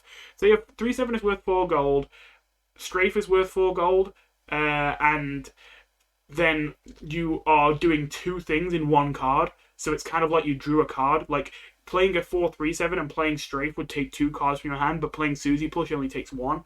So playing it this way, combined both cards into 1, is better. So you, on top of that, add 1 extra gold for drawing a card. Again, you may arguably 1.5, but let's just say 1, just to be generous here. That's 9 gold worth of value you got for only paying 7. That's pretty good, honestly. And strafe is a good card as well. So, yeah. Just generally, that's not even taking into account the face damage. If you take into account the face damage, I think you could easily knock it up to 10 gold worth of value, theoretically. So yeah, basically what I'm getting at is Suzy Plush good. Then there's Task. Task is a bit of a hard one to evaluate because it's the kind of effect that usually is only good if you abuse it. And I don't think there's a way you can abuse it, at least that I can think of off the top of my head. But it might still be good? Maybe. It's a 4 cost 2/3. Whenever you play a card with a base cost of 1 or more, so basically it doesn't count free cards, so you can't do infinites, gain +1/+1. So there might be some kind of OTK strategy out there, but if there isn't, and I hope there isn't, this is essentially going to be obviously a tempo card. Now, this would be bad in a lot of other card games, I feel, because it starts so small, it costs 4, and all you're getting each time is +1/+1. It's not a crazy benefit. But I mentioned before that getting buffs in undercards is really effective, and most buffs in this game are not very cost effective as a result of that to balance it out. And one of the only cost effective buffs in the game is Noodles, and that's why I use Noodles so much. I genuinely think that Noodles is one of the best artifacts in the game, definitely. Anyway, so having a 4 cost card that can grow infinitely just by playing more cards that aren't free, although you probably can't get it to grow very fast. I imagine this would get like +2/+2 a turn a lot of the time if you're trying to play with it with the average deck that's just running Task and other tempo cards that isn't like super made to like abuse Task. I imagine, as I say, it'll be probably like about +2/+2 every turn. But to be fair, that's not bad in itself. On the first turn, it's going to be vulnerable, but I imagine you'll probably put it on the board either when you have enough gold to play it with something, so it's not a 2-3 straight away, or when there's already a taunt on the board, or you're already winning on the board.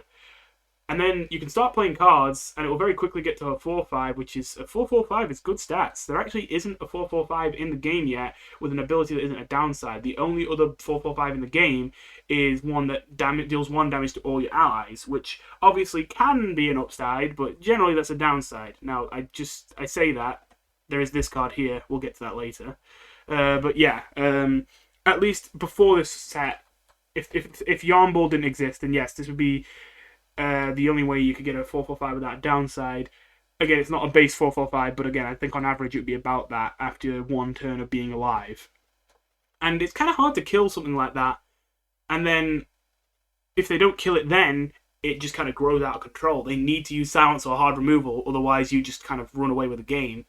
So, although I was inclined to think this card was bad because I didn't think there was a way to abuse them, I'm now starting to see how this card could be good even without needing to abuse them. Just because in Undercards we haven't really seen many cards that can buff themselves every time something happens, without that thing being something that can't really happen that often. This is something that can happen quite often, although it's difficult to set up, and can happen like an unlimited amount of times as long as you have the gold to provide for it. So you can get a lot of burst damage from surprising your opponent with just having a lot of different units. To be honest, I just had an idea. I was thinking one of the only problems in this card is just the fact of gold. Like, you're going to struggle to make this work. But I've had 2 different ideas. One is, I could see this working really well with Mouse. Now, sadly, it wouldn't trigger off the summons, because they're summons, not plays. But still, you'd be running a lot of 1-cost cards in your deck if you're running a Mouse deck. And obviously, that's perfect for Task. But then, on top of that, the other thing I thought is this might actually even be a card that, despite being a tempo card, will work best with Burger Pants. Even though it gives both people money, which usually leads to it being a more control-y sort of game, I could see it being really good for Task, because, I mean, it just gives you fuel to absolutely run away with the game. So, yeah, although that also is kind of scary for Task Manager, who we're going to get to next. Well, I say next. We're going to get to in a bit. Anyway, I know I've gone on a bit about the Task, but it's one that I genuinely find quite hard to evaluate, even though it seems quite simple. I'm going to go with, I think this card is actually good. Despite the fact that I don't think it's going to be... Well, I don't think that OTKs with this card won't exist, but I think the OTKs with this card won't be, like, effective. They won't be, like, actual ranked decks. Anyway, Task Painting. 4 cost 3/4 with Loop 1 and Haste. Magic, give the copy -1 cost for each other card with a base cost of 1 or more gold play this turn. The copy meaning the second Task Painting you get after you play the first one because of the Loop ability. So yeah, the idea is if you played 4 cards that cost 1 or more that turn, again, just so they're not free cards so you can't do an infinite, then you get essentially a 4 cost 6/8 haste, obviously split across 2 bodies. Pretty good. But that's if you play 4 cards in 1 turn. More likely it's going to be like 2 other cards in 1 turn, 1 other card in 1 turn. So it's more going to be like a 7/6/8 haste or a 6/6/8 haste, where you have the option to obviously play it in 2 parts. But no matter what, the cost inefficient part is the part you have to put first, because obviously the first one can't be discounted, and the first one is the 4 cost, like 3/4, which isn't so impressive. Still though, again, if you have a deck where it's not that hard to do 2 or more, then that's decent value. And if you have a deck that needs haste, why not sneak it in? I don't really have much to say about this one. It seems like almost the epitome of just kind of a filler card. Not a filler card in that it's a boring ability and that I don't want it in the game and all that. A filler card in that you have a deck and you just have slots free in the deck to put things to control the board, but like there's loads of cards you could just put in there. It doesn't really matter which one you pick. I can see Task Painting just being one of those cards that fills out a deck. You just have a deck where the whole synergy is already set up and you still have a few deck slots left, and you're just like, well, I suppose I should have some haste monsters so that I have some early game board control, or mid game board control, I guess in this case. And you just chuck this in because, again, it's cost efficient and stat efficient as long as you can play at least 2 other cards with it. And even one other card is relatively stat efficient. Again, a 7/6/8 haste in total isn't bad. Tiny Tornado. This card I actually have high hopes for. 4 cost 3/4. Haste. Whenever this attacks and kills a monster, add a Zephyr to your hand. And a Zephyr is a 4 cost token spell that deals 5 damage to an enemy monster and the excess damage to another random enemy monster. That seems very good to me. To be fair, I will give it credit. It is held back a bit by the fact you have to pay 4 extra for this ability, which probably isn't technically worth 4, but honestly, this looks good to me. I mean, if this was a 4/3/4 haste, draw a card when this kills something, it would be really, really good. And I consider getting a Zephyr pretty equal to drawing a card, because this, even though I said it's just a bit below average, I imagine, it still seems like a pretty good card. And these are both very good board control cards. This is the reason why, even though I don't think there's anything wrong with task painting, I wasn't as enthusiastic about it. In fact, I don't think I mentioned, but I would say it's kind of a meh card. Tiny Tornado just seems to outclass it in a lot of ways. It's got the same stat line, but instead of giving you this long game value, which, well, not even necessarily long game value, but mid-game sort of value, instead of doing that, it gives you a much more valuable board control card, which I think is going to be more useful in more situations. As well as that, it's going to be an activator for a synergy package that I think is going to be very strong, as you're going to see later. Then there's Trashy. This is interesting. 4 cost 2/5. This has +2 attack on the enemy turn and takes no damage while attacking. So there's no time this is really easy to attack into, because if you attack into it during the enemy turn, then obviously, if you're going against Trashy and it's your turn, if you attack into it then, it's going to deal more damage back to whatever it hits. But then if you just let it attack into your stuff without you attacking it, then it gets free trades constantly. This could seriously be a really good card. Like, I was a little bit skeptical when I first looked at it, because like, it is to attack on a 4 cost body, even if it has the 5 health, and even if it is more like defensible on the enemy turn and gets more attack, it just seems like it's not going to be that much of a threat, because you're going to have to buff it to get the damage in. But honestly, this might be a card where it's well worth putting in the effort to buff it, because if you do buff it, how does your opponent recover, again, besides hard removal and silence? I keep bringing this back up because although hard removal and silence does answer this stuff, the fact that I keep saying, how do you deal with this without using hard removal or silence, shows how your opponent's probably going to eventually run out of hard removal or silence. Because as good as it is, you can't run a deck of nothing but hard removal and silence. And if you don't have enough of it, if you have enough of these threats that your opponent just runs out of these cards, or they are in their deck and they just can't draw them, well, guess what? You win. So, Trashy seems like a great example of a card that will just absolutely run away with the board if you put the effort into buff it. Considering that we had Everyman in the past, it used to be that whenever that tried to attack something, it'd be invincible while attacking. And if I remember right, that was overpowered. It didn't seem it at first, because if I remember right, I think it was a 7/5/5, which obviously isn't great, like, cost-efficient stats. But it was still good enough if you managed to get it on the board when you were already ahead, or you had a taunt on the board to protect it on the first turn. Then usually if it lived for 1 turn, it would live for 1,000,000 turns. And it would just constantly kill anything you would play the turn you played it, while taking no damage back itself. And even if you played something that had enough health to live from it, your opponent would probably have some buff ready to give it the extra damage that they needed to kill whatever you play. Unless you play multiple things a turn, you just kind of get screwed then. Now, all that being said, this can sound a bit far-fetched, considering, again, Trashy is a base attack of 2. It is a lot harder to work with that. But all I'm saying is, Trashy would be probably actually genuinely broken if you could consistently, reliably get lots of buffs on him more than once. You could probably consistently get buffs on him at least once with Noodles, but obviously you only get 2 sets of Noodles. And then from there, getting more buffs is less consistent. I could see potentially a taunt spam deck where you get lots of shields so you can have more consistent buffs, just so you could get them on Trashies, and then the taunts could help protect Trashy in the early kind of turns, and then he would just snowball out of control. I could see a deck like that working. Again, bottom line with this card is, as weak as it's going to be initially, if this does get buffed, and it's something you can do reliably, it will just absolutely run away with the game. Your opponent will not be able to recover at all, except with something like a Hypergoner, I would imagine. Or again, just straight up hard removal, but if you have the ability to do this multiple times, they will run out eventually. So yeah, I'm going to say Trashy's going to at least be an above average card. And if people find a way to push him enough, he's going to be a really busted card. So yeah, we might even see a nerf to him later if people are able to push him as much as I'm thinking they might be able to. Anyway, Vero-Kun, we took a little glance at this earlier. 4 cost 2/5, transparency, whenever you take damage during your turn, gain +1/+1. So I have mixed feelings about this. When I look at this, I think bad. Because there isn't that much self-damage, so you can't get this buff that often. And although whenever this happens, gain +1/+1 is generally a good thing in undercards, because again, we don't have that many cards that actually grow like that.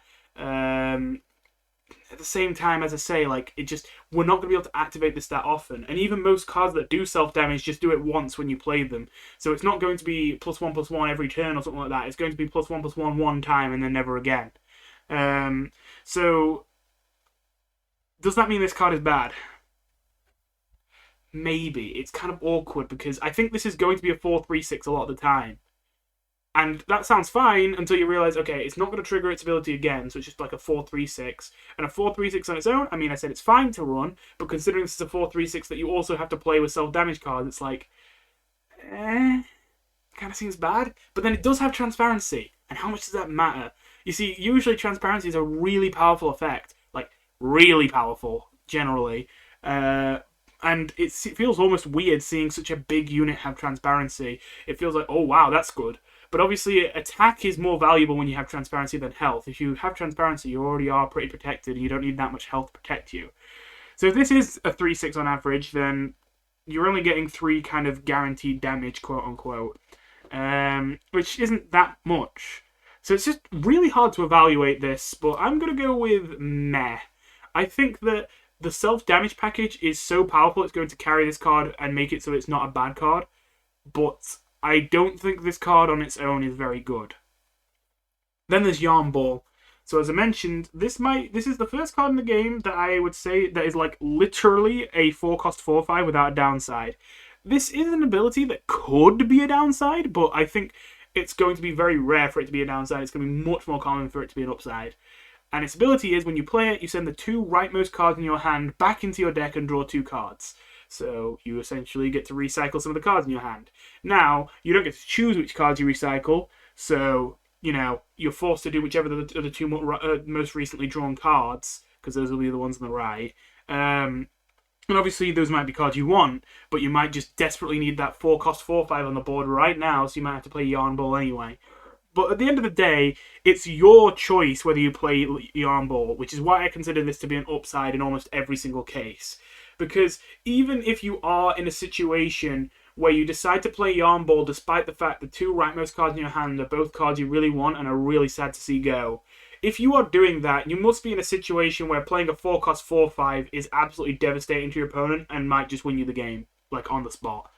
So yeah, it just seems like Yarn Ball is generally a good card. It's a little bit hard to evaluate though, just because there's nothing wrong with this card. It's great stats. It's going to be good for searching through your deck. It just seems generally good at everything. And it seems like you don't need any kind of synergy attached to it to work with it. So you could slot it into a lot of decks. Especially because of the fact it's costing 4. This could technically go in aggro deck. This could go in mid-range deck. This could go in control decks. It could even go in combo decks to help look for things, even though I don't think it will go in combo decks that often. So quite literally all types of decks. It literally does not matter what kind of deck you are running. You can put this card in. And that means that there's no way this card doesn't see a lot of play. But then the only thing is, do you need it in your deck? It's definitely going to be a fair enough card to put in there. It's definitely not going to be bad to put in your deck.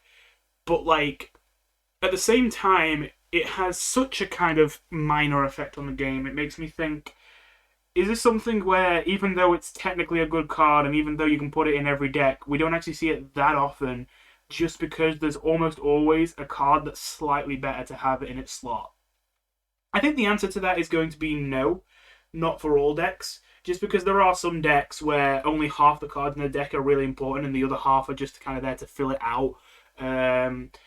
There are, of course, decks where all 25 cards are extremely important and it's extremely tight picking which ones go in the deck and which ones leave. But For the decks where you have more room to breathe, I imagine Yarn Ball will be a very common slot in, just to be good stats that also helps you look for the cards you actually want in your deck. Then we have Suzy Plush. So weirdly enough, there's a bunch of Birdly cards in this set that are themed around tokens, and I think this looks strong. This looks like a strong archetype. Suzy Plush is a 5-cost 4/6 that if you have a token card with a base cost of 3 or more in your hand, give 2 random non-token cards in your hand -1 cost. So this is essentially normal Birdly after the nerf. Very minor nerf, by the way, if you hadn't seen. He's been nerfed now so that instead of giving 1 spell -2 cost every single turn, he gives 2 spells -1 cost. So you might be like, is that even a nerf? It is, just because if you only have 1 spell in your hand now, it will only get half the benefit. But yes, as I said, extremely minor nerf. So yeah, this is literally the same as Birdly, except it works on non-token cards rather than spells, and it has the requirement that you need to run a token card. You have to have a token card in your hand with 3 or more gold cost. Now, here's the thing. I think this card is very good, but I don't think it stacks up to Birdly, even though I just compared it to Birdly. I think Birdly is an absolute god tier card in this game.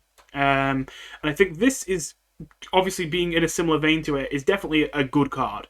But I'm not sure if I'd call it anything more than good. I think it's just good. Because just because of that condition, like, it's not that hard to get a token card, but it might not be so easy to get a token card that costs 3 or more. Because you'll actually notice that a lot of tokens in this game cost between 1 and 2. Like, if you think about a bunch of tokens, off the top of my head, Crack Table gives you the tea set that costs 1. That's not 3 or more. Okay, well, what about Thingy? What about I'm thinking it would be tokens. The cards you get from Blitz Quiz, the Trick Question, and the other card, the Zap Cannon. Those 2 cards. I imagine those are tokens. You could say those. Well, those cards used to cost 1. And now they cost 0 because they also changed it now, so you pay 2 up front and then pay 0 instead of paying 1 and then 1. Anyway, there's more tokens that are added in this set that also are mostly 1 to 2 cost. There's Potato Chips did cost 3, but has been changed now to cost 2, but not be able to copy Determination monsters anymore, so you can't pull that Undying the Undying combo. So that's not an option anymore. There really aren't that many tokens that cost more than 2. Gemstones 2, Crystal Shards 2, Arcane Codes 2. A lot of them cost 2, and a lot of the other ones cost 1. So that's the only thing that I think holds this back, is the trouble of getting a token that costs 3 or more. Now, that is kind of saved by this card, because Zephyr is a token, and I think this is a card that you can run in a lot of decks, and it's just going to be good in them. The fact that this exists really helps this archetype not fall apart. Honestly, if this Tiny Tornado card didn't exist, I think that you would actually struggle a lot more to get your token cards. At least, again, this is going to be my prediction. So yeah, just the fact that that condition isn't as easy as it seems kind of holds this back a little bit. But all that being said, if you're running a deck that does this, and although it's going to be a little bit frustrating trying to get that set up, I don't think it's going to be, oh, I have to literally make my whole deck around this, otherwise it won't work. So I do think it's possible. This card is going to be worth running in any deck that is just planning on getting a token card that costs 3 or more anyway. Again, I've already mentioned why Birdly is so good. It's just a 5/4/6, even with no abilities, is not too bad in this game, again, just because stats are good. So a 5/4/6 that sometimes gives you discounts is just good enough to actually be one of the best cards in the game. So same principle here. A 5/4/6 that sometimes is good enough to give you discounts is a really good card. Only this one isn't quite as good as Birdly, just because of the condition and the fact that the way it's kind of has that condition means that you can't put it into just about any deck like you can with Birdly. The only decks that Birdly can't go into are decks with literally no spells, which there aren't many of. Whereas this card can't go into any deck that doesn't create a token that costs 3 or more gold. Anyway, I should probably stop before I start going in circles with that one. So yeah, I think this card is good, but not anything more than that. I won't say it's crazy. I think you'll see it in ranked. I think it'll be a fine card. I don't think it'll be like literally the top tier strategy to use this card. Burger Simp. 5 cost 6/4. Magic, program 6, set your gold to 8. So that's a bit confusing, but let me just simplify that for you. If you're paying the full price for this card, you're paying 11, and if you're getting the maximum gold value out of having your gold set to 8, you obviously will have 0 gold, and then it will go to 8, which means you're gaining 8 gold. So in the end, you're paying 11 to gain 8 gold and get a 6/4. So obviously 11 take 8, that's 3. The best case scenario for this card is it is a 3 cost 6/4. So I think this card is bad.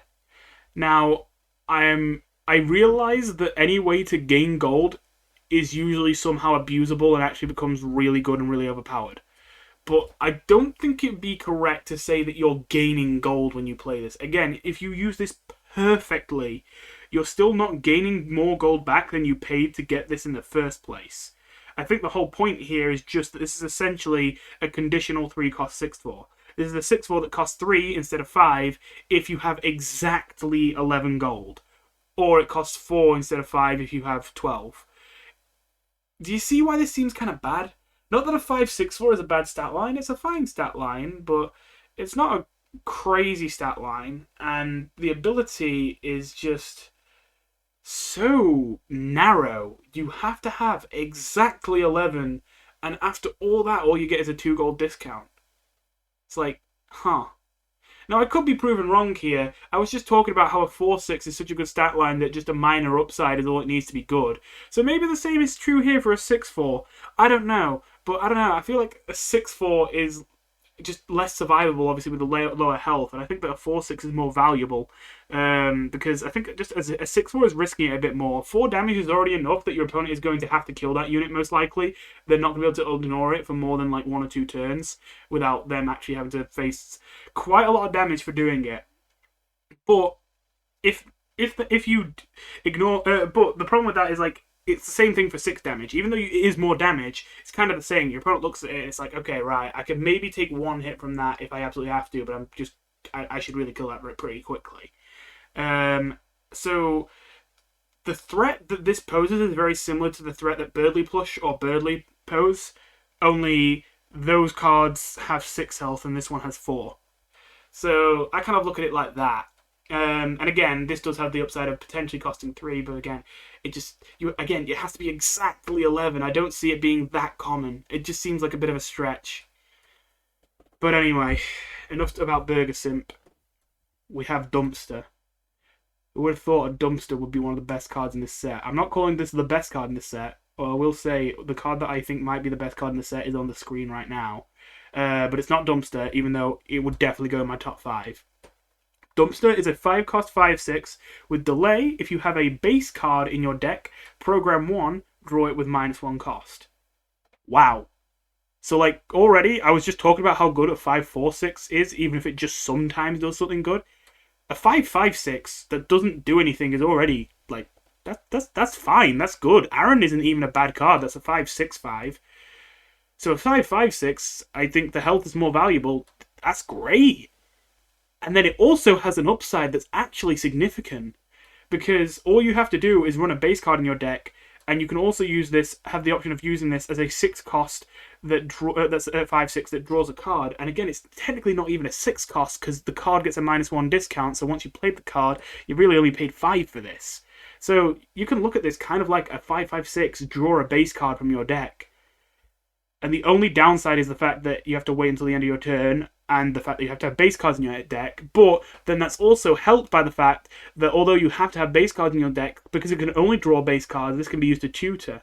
And that's good, because burst damage is very convenient to be able to pull out whenever you want it, and I imagine the best base card that most people play is Ice Cap. So this is a card that I imagine lots of decks will run to pull their Ice Caps that's also just got really good stats for the cost, even if it doesn't do anything. So, as simple as this card is, as innocuous as it might seem, I really think this is one of the best cards of the set. It looks very, very good to me. Hat Plug. Well, I was talking about the hand buff. It took a while to get to it, but we finally have a hand buff example here. A 5 cost 2 forward dodge 1. After this loses a dodge, give 3 random plugs in your hand +1/+1. So, I kind of think this is bad. I understand we need hand buff for this plug deck to work, but like, what is this? It's a 5 cost 2/4. It does have dodge, but that really doesn't matter when it already has 4 health. If it was a 4-2, I would care about the dodge, but it's a 5-cost unit that has 2 attack. The body itself is not threatening at all unless it gets hand buffed, but this is the hand buff card, not the hand buff target. So it's probably not going to receive much in the way of buffs. And again, the fact that it has higher health and attack makes it much less valuable than it has dodge. So it's its ability that's really carrying this. So what about its ability? Well, if you max out the value on this is overall a 5/5/7. With dodge 1, I guess, but like, it's not actually that impressive. And I know you would be like, well, I mean, I don't know, that sounds fine for something that's so easy to activate. You just have to have this get hit and activate its dodge ability, and you also have to have a plug in your hand to give a buff. No, you need 3 plugs, because it can't give the same plug the buff 3 times. It has to give it to 3 different plugs. So you need a hand in which 3 of the cards in your hand are different plugs. And you also need this to get hit and not get silenced or not get instantly killed. And what you get out of all that is just 5/5/7's worth of stats. And seems kind of bad. Then there's Icon Man. This is a bit of a weird one to evaluate. It's a 5/4/6. When played, Magic Program 2, look at 3 random other Deltarune cards costing 4 to 6 gold. Burn 1 to add the other 2 to your hand with 1 extra health. So this card is the card I would usually just look at and be like, okay, bad. Like, you're paying extra to get 2 extra cards in your hand, but those cards aren't cards from your deck. They're random cards. They might be bad. And as well as that, I've historically seen that there are cards in Undercards that look really good, that are expensive cards that give you lots of value by giving you more cards, but usually they end up being bad just because, like, the card itself is already so expensive, and again, you already have so many decks where the problem isn't that they don't have enough cards, the problem is they have too many cards and they end up constantly having a full hand and struggling to not burn their entire deck. So having a card like this kind of seems pointless. If you're going to be drawing cards, at least it should hopefully be cards from your deck or generated cards that you couldn't usually put in your deck that are really good. Whereas this is going to find cards that you could put in your deck, but you've chosen not to put in your deck because you don't want them in your deck, and they're going to be random. So that's why this card looks bad to me on its face. But then it's hard for me to call it bad because, again, 5/4/6, I mentioned, good stat line, and it has that slight upside I mentioned. It has the option to pay 7 for this extra value. And to be fair, even though I imagine on average you're going to have a relatively full hand and you're not actually going to get that much use out of this stuff, that is on average. Every now and then it's going to be useful. And as I mentioned, the ability of a 5/4/6 only has to be good every now and then for the card to be viable. Especially the fact that it gives a +1 health buff to the cards as well. Just a little extra bonus, since this will most likely be used in mid-range decks as a kind of tempo play that also gives you later game value. But here's the thing. I think one thing would massively change my assessment of this card that's very minor. If program, again, if it was something you chose, if it was something where if you had enough money you could still say, no, I don't want to use it, then I would say this is a good card. Because even if you don't want the extra cards, but you have 7 gold and you want to play this card, you're forced to go look at the extra cards. I'm going to say this card is more middling. I'm going to say it's meh. But I also wouldn't be surprised if this card comes out of nowhere and becomes really good. I'm not going to say I called it if it happened, but I'm just saying if you think this card is really good and I'm underrating it, I could believe you. But speaking of really good cards, I mentioned earlier that the best card in the set, in my opinion, was on the screen. Well, looking at it right now, Milk Looker, let's go. 5 cost 3, 5, dodge 1. After this loses a dodge, add Sans Milk to your hand. Alright then. So, this might not seem... Oh, I didn't even look at what Sans Milk is. 2 cost spell, give a monster +1 dodge. This might not seem that crazy. It's a common after all, and it's just like a 5/3/5, but I really think this card is going to be very good. It has that magical 3 attack, so it's enough of a threat that your opponent probably wants to get rid of it. It doesn't just want to ignore it forever. It's got 5 health and dodge, so it's going to be pretty sticky. Obviously, it'd be better if it was a 5/3 with dodge, but beggars can't be choosers. It's going to be pretty hard to get rid of this guy, so he's going to stick on boards quite well, which is going to be good if you have a follow-up play to buff him up or summon a copy of him or something like that. And after he loses his dodge, you get a 2-cost spell that gives the monster dodge. That is really good. Like, I think Sans Milk, as much of a meme as this card is, as hilarious as this card is, also just genuinely looks like one of the best token spells in the game. Well, like, token spells excluding stuff like the big reward spells, like the totem carvings or something like that. Because giving a monster dodge is really, really valuable.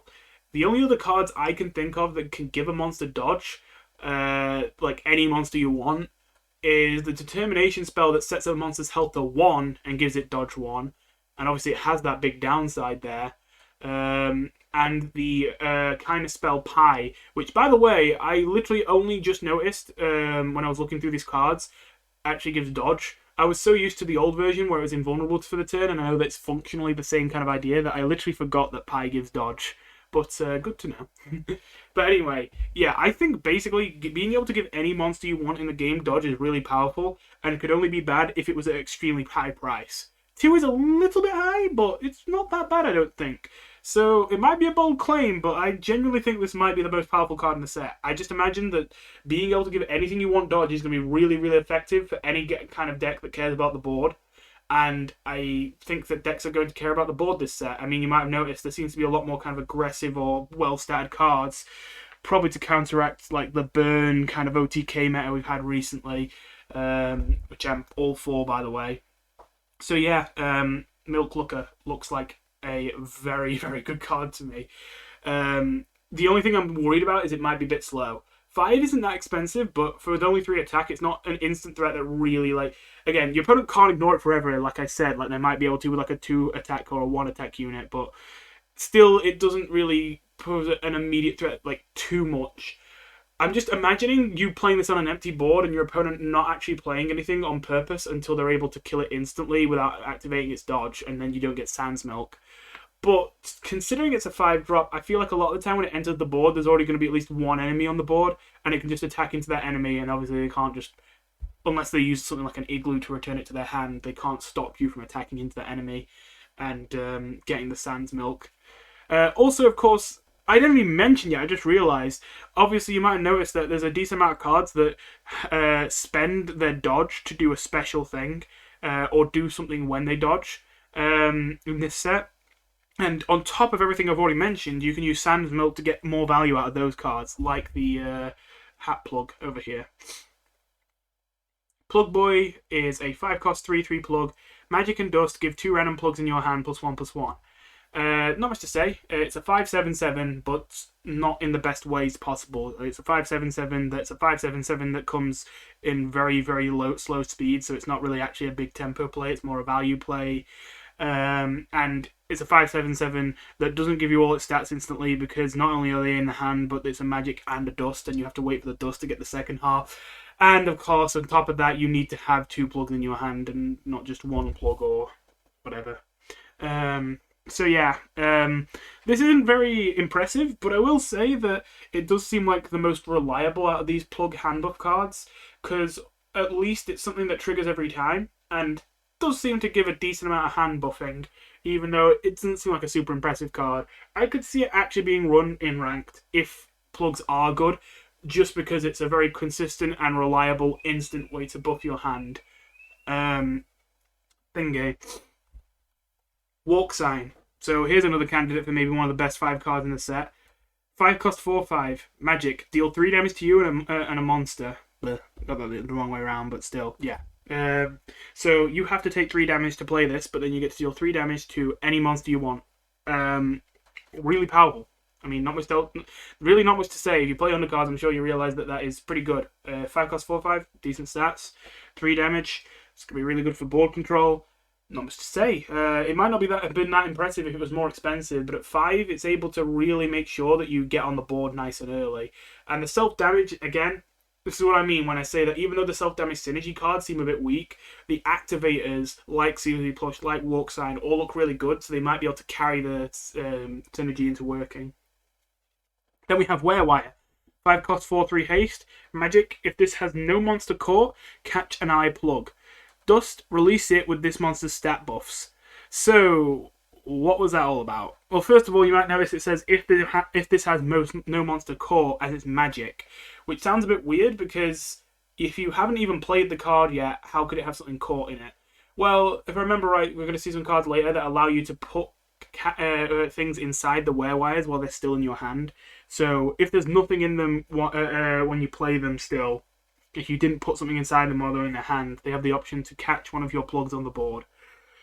So yeah, the idea here is that if you hand buff a werewire, as it says, all the buffs from the werewire will carry over to the thing that is inside it when it dies. So you technically, in the long run, get double the buffs. I don't know about this though. Again, this hand buff package just seems kind of weak. These werewires, their ability is only going to be good if you're able to get a lot of hand buff. And I don't see it. Well, I mean, I shouldn't say that. To be fair, there are really good hand buff options out there. The problem is that the hand buff options out there that are good are mostly cards that aren't anything to do with plugs. So this is what I mean when I say I won't be surprised if we see a plug deck that actually only uses half the plug cards and then runs a bunch of normal hand buff cards. Like, I can imagine this being run with Anime Sword and just one or two other decent plugs. And then they run some kind of thing where they get to super buff Anime Sword up to like a 7 or something, and then obviously they give something plus 7, it's much bigger. So yeah, not much else to say about that for now. I'll talk more about that when we talk about the whole kind of plug package. So let's move on to the 6 drops. Aesthetic Aaron. Ooh boy, this is interesting. 6 cost 7/6. When played, send a card in your hand to the enemy hand and draw a card. So you give your opponent one of your cards and get a new card in its place. It's a 6/7/6, which means although this ability is going to be very hard to make beneficial, you get compensated for that with a very good stat line for the cost. So that's a plus. The only thing is, how do we use this? Like, I have mixed feelings about this card. When I first saw this, I got really excited because this is exactly the kind of bullshit I'd love to mess around with. But then I'm like, wait, what do we actually give your opponent? Because, like, what would actually be a significant thing to give them? Because they always just have the option of not playing the card you gave them. Unless you have some sort of card that just it being in their hand messes them up. Or a card that is so confusing how playing it could be a bad thing that the opponent thinks that you've made a mistake and plays the card when actually it is to your benefit. But that second one wouldn't hold up if it ever became an effective strategy. Because if it became an effective strategy, people would then learn what happens when you play that card. And they would know, even if it seems like it's safe to play it, that you shouldn't. So it really seems like we're stretching here. To be fair, although they don't have to play the card you give them, if they don't, that is a dead card slot in their hand. But I have to admit, at the moment, I'm kind of struggling to think how you could use this card beyond using it to just mill your opponent if they have 6 cards in their hand and you want to burn a card in their deck. That's fair, but it's not super powerful, but then maybe it doesn't need to be. Again, it is a 6 cost 7/6, so it's not like its ability has to do that much for it to actually be worth it. Yeah, it's really hard to evaluate this one because it feels like there's got to be something we can do with it. But, like, I can't really think of any cards that would mess up your opponent just by them simply being in your hand. And it seems unreliable to rely on your opponent to play the card for you to spring whatever trap you have set up. So, I don't know. The only thing I could think is if you could activate turbo effects for your opponent doing this. Like, if you gave them a card with turbo, would it activate turbo when it gives it to them? If it does, then maybe you could use it. Like, I mean, I can't think off the top of my head any turbo where that'd be particularly useful. But the only one I could think is Punk Hamster. Even though it wouldn't be crazy good, you could give your opponent a Punk Hamster if you were just short of lethal. And if the turbo does activate, they would obviously take 4 damage. So that's it, 4 extra burst damage. But actually, no, you know what? Actually, that does sound decent. I was going to say that's not that great, though, because then they just play the Punk Hamster, it dies, it goes back into your deck. But, like, yeah, that's fine to get burst damage if you need it in a Punk Hamster turbo deck or something like that. But, yeah, it's very hard to figure out a use for this. And again, I still don't even know if it triggers turbos when you give cards to your opponent. I know it sounds like it would. I know it sounds like, oh, obviously it will. And maybe it does. But turbos don't activate when you draw a card if it's in your starting hand and stuff like that. There's weird exceptions like that, so I don't know. Anyway, Birdly Coaster. 6 cost 5/7. You need to have a token card in your hand with a base cost of 3 or more again, but if you have that, it adds a Featherstorm to your hand. Featherstorm is a 5 cost 4/4 token that deals 2 damage and then deals 1 damage to all enemies. That 2 damage can target anything, and that 1 damage to all enemies will hit all enemy monsters and the enemy face. So this is not only a source of burst damage to close out a game if you need it, but is also a very effective board clear. Yeah, this just looks good. 6/5/7, good stat line. The only thing that's kind of awkward about it is that 6 is generally a bit of an awkward cost, but still, good stat line, good cost, pretty well worthwhile reward for a condition that shouldn't be too difficult. Again, it'd be a bit more of a sacrifice if this is the only card that required you to get a token with 3 or more costs, but considering you already kind of probably want to do that for Birdly Plush, this just seems like a no-brainer to chuck in as well to get the Featherstorm. There's Broken Car, which my opinion's gone up and down on. It's a 6/3/6. When played, deal 1 damage to a monster for each other monster on the board. If this deals 3 or less damage, gain haste.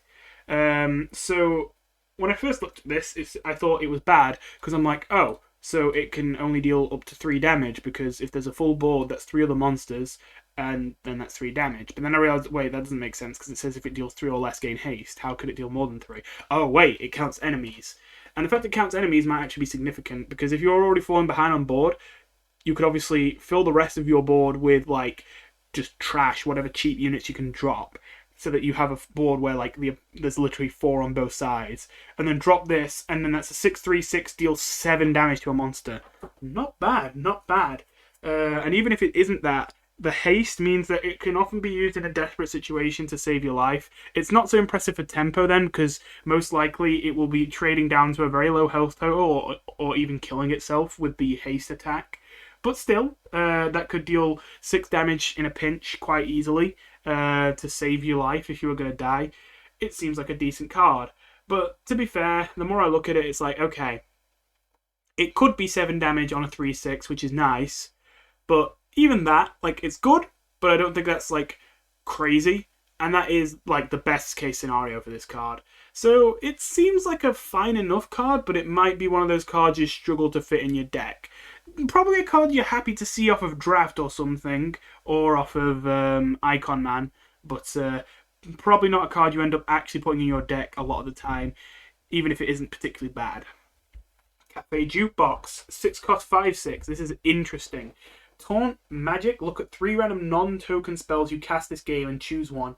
Add it to your deck. I like the sound of this. I think this is going to be better than Golden Flowers in most cases. And I've been experimenting a lot with decks where you only run 2 spells and constantly recur them with Golden Flowers, because that way Golden Flowers will always show the same 2 spells. So you could use that to get, like, lots and lots of copies of Hypergoner, or lots and lots of copies of... why am I struggling to think of any other spell you want lots of copies of? I've literally done so many decks where I copy a spell a bunch, and I'm struggling to think of ones that you want lots of copies of. But anyway, it's too late. Well, anyway, Cafe Jukebox is going to be better than Golden Flowers, I predict. Because when I've been playing those Golden Flowers decks, they feel very powerful in theory, but just in general, it just seems like they're a bit slow.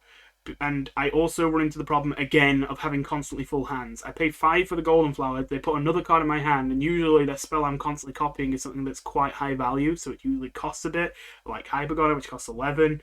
So it's usually not easy to get out of my hand, and obviously I want to be running a control deck if I'm running something like that. So then that means that now I need even more expensive cards in my deck, and now it's like, oh, I keep having a full hand. And honestly, a lot of the time, it's not that I need the board clear right now. I've just used it, otherwise I wouldn't have been able to activate the Golden Flowers. It's just that I want to be able to get the extra board clears, because I know I'm going to need them later. Cafe Jukebox solves these problems, because although it does cost 1 more, it has a better stat line, it has Taunt, which is very good for keeping you alive. It allows you to look at 3 spells, so you can actually have a deck with 3 spells that will always show you the same 3 spells, which, by the way, there's lots of decks out there that would probably just run no more than 3 spells anyway. So you don't even have to make your deck a quote-unquote Cafe Jukebox deck for Cafe Jukebox to be a way to recur any kind of spell that you would love to play multiple times. You don't have to build your deck around it. There's lots of decks where it'll already just fall into place. And the fact that it goes to your deck instead of your hand, I actually think is generally going to be pretty good for decks like that, because I mentioned that those decks always struggled with having a full hand, and a lot of the time didn't even really need the card in their hand right then, right there. They just wanted to make sure they'd have it for later. And obviously if you put it in your deck, that's perfect.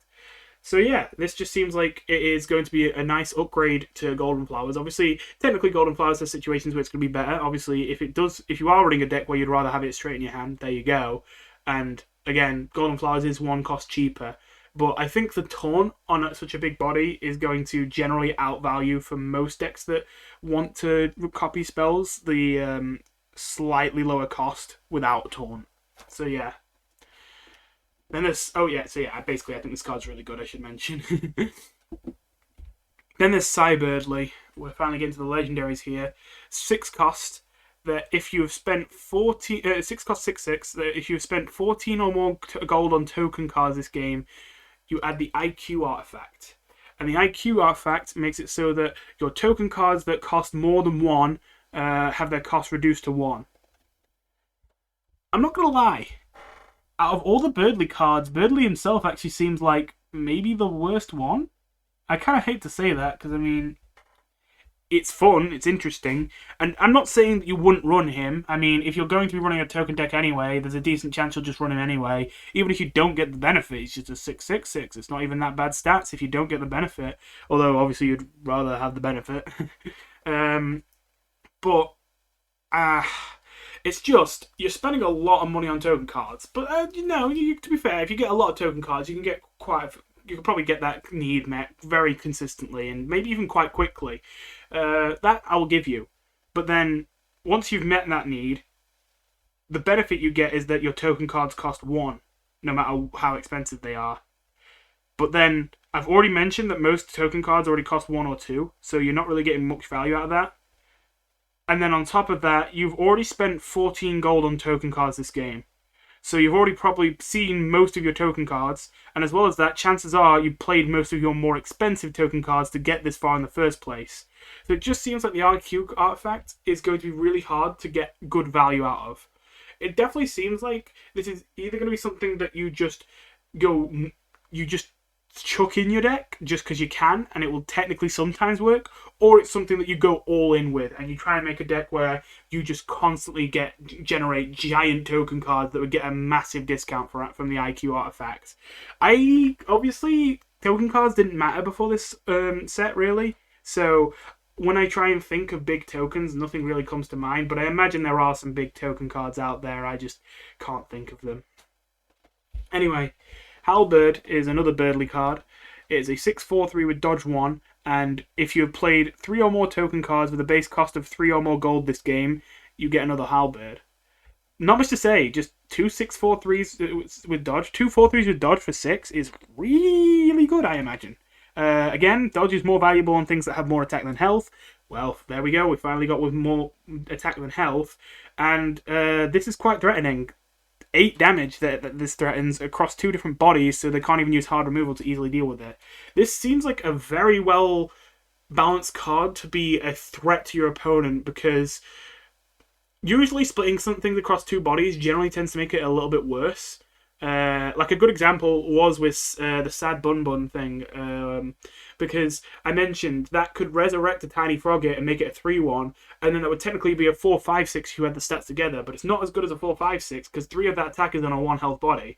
Whereas here, both of the bodies are evenly matched, they both have the same amount of attack and health. Both of the bodies are going to be very hard to hit with a board clear, strafe won't kill them, they have dodge as well. I can't think of a board clear that deals 3 damage or 4 damage or anything like close to that amount. Only board clears that deal way too much that would cost a decent amount more because of that. Obviously there's the fact that you really can't leave these things on their own because 8 damage is a lot to threaten. So yeah, even though this card may not be crazy inspiring or crazy out there in terms of concept, it just seems generally very good. And it's especially because although playing 3 or more token cards with a base cost of 3 or more might be difficult, because already we're kind of struggling to find token cards with a base cost of 3 or more. If we can find like a few cards that are like that generate tokens that cost 3 or more that we actually really care about, and I think we will be able to find enough cards like that, then it is very nice that this is permanently activated for the rest of the game as soon as it's activated. It's not something you have to worry about every time you play it. Oh, have I played enough? No. Once you meet the condition once, you've met the condition for the rest of the game. So, yeah, seems pretty good. Hanging Plug. 6 cost 3/5. Turn a plug in your hand into a wire that catches the original and gains its stats buffs. So I like the idea of this card in concept because I was like, oh yeah, because you could use that with a plug that's actually really expensive, and you're getting really good value out of that. But the expensive plugs tend to have really bad stats and unplayabilities. Basically, what I'm talking about is business plug. But I think wire is also an unplayability. Yes, it is an unplayability. It's a magic ability. So the best thing this can really target is. Actually, what even is the best thing this can target? Plug Boy? Hat Plug? Probably Hat Plug. Yeah, Hat Plug is probably the best target for this, which... You see, this card, it sounds really good on paper, but then you realize it costs 6, and it just... I feel like you don't get that much value on this, even if you hit the best of targets. So yeah, I don't really want to talk about plugs too much more because they're just generally not that interesting to me compared to a lot of the other cards in this set. So I'm going to move swiftly on that. I'm going to say that this looks like one of the slightly better cards in the plug package, but still looks too bad. Stickman. 6 cost 6/4. When played, give an enemy monster -3 attack, and at the end of the turn, if the monster is dead, add a Dancing Stickman to your hand, which is kind of a weird card because it's nothing to do with the main Stickman, but it's a 3 cost 3/3 that gives the monster taunt and gives yourself +3 HP. That's +3 maximum HP, I believe, because... Wait, no. I'm trying to remember. I was going to say that, like, I swear this game usually says heal 3 HP if you are healing like that, but... No, I don't think it increases your max HP, because I think Innkeeper says increase your max HP specifically. Never mind, I'm being weird. Anyway, yeah, okay, so... still, I think this card looks fine. It's a decent amount of healing on a very well-statted body. And the taunt is not going to be very important very often, but it could be important. And, it's just a bonus card. It seems like a very average card, honestly. It's kind of weird that it's a token to me. Not complaining, but, like, it feels like very much like a card that would be very average to just put in your deck. A lot of tokens are either much worse than the average card in your deck or much better. Whereas this one just kind of feels like average quality for a card. Anyway... So next card, I actually think that it might be used as a control card. I initially thought I was trying to look at this as a tempo card, as just a 6/6/4 that makes your trading easier. But I think that you will often want to use it for the delay to add the Dancing Stickman into your hand. And the Dancing Stickman seems to be best for keeping you alive without having to spend too much gold, in the fact that it both heals you and, of course, gives one of your monsters taunt, which are both things that can be used to save your life if you're about to die to burst damage as a slower deck. So, yeah, considering this costs 6, and I mentioned 6 is a bit of an awkward cost, so it's a bit expensive, that's how I imagine this card will be used. I think it won't be used so much as tempo, more as a kind of control card. So, yeah, I actually think it looks decent. This is very above average to me. And when I say that, I don't mean it's way above average. I mean it is just above the point where I'd say it's meh. it's the epitome of above average to me. So yeah, I think we'll see some of it in ranked. I don't think it's going to be everywhere, basically. I don't think it's going to be very common, but it'll be a perfectly respectable card. Task Manager, I'm terrified.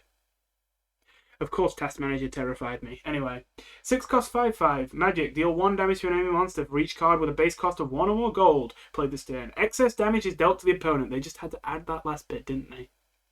Okay, I will admit, this card would suck if it didn't have that last bit, but that last bit makes it terrifying because that means that someone is probably going to find a way to make an OTK with this. I can't think of an OTK with this off the top of my head, but someone is going to do it. In fact, maybe they'll just use like Burger Pants to just stockpile loads of gold and then just get loads of 1-cost cards. I was just gonna double check. It said played specifically because I was like, wait, could you abuse mice here? If every single time it summoned another mouse from your deck, it counted as another card, that would be terrifying. But no, luckily it doesn't. But yeah, this card, as I say, I'm terrified because it's one of the only cards in this set that I could very much see someone making a genuine OTK out of that could genuinely be one of the most powerful decks in the game if it is efficient. But I'm holding out hope that this card won't be an OTK card and will more just be extra reach for decks that already are fighting for the board normally. I think that would make sense considering that since it doesn't trigger off of free units, and I believe that the only cards that give you like extra gold, stuff like Catty's Dad used to have that infinite combo with spiders. I believe that only works with monsters that cost 2 or more now, so you wouldn't be able to use infinites like that.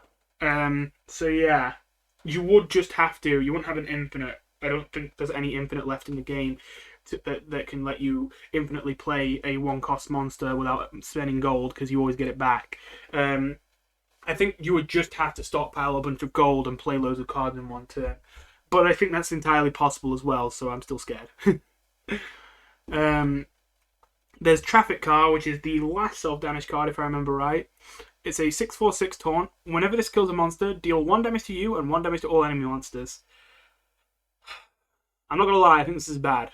It didn't strike me as bad straight away, but then I'm like, nah, the more I think about this is bad. It is, relatively chunky, although again, it's got that awkward cost of 6, and it's got taunt. But, like, this is a very bad thing to be a when this kills something effect.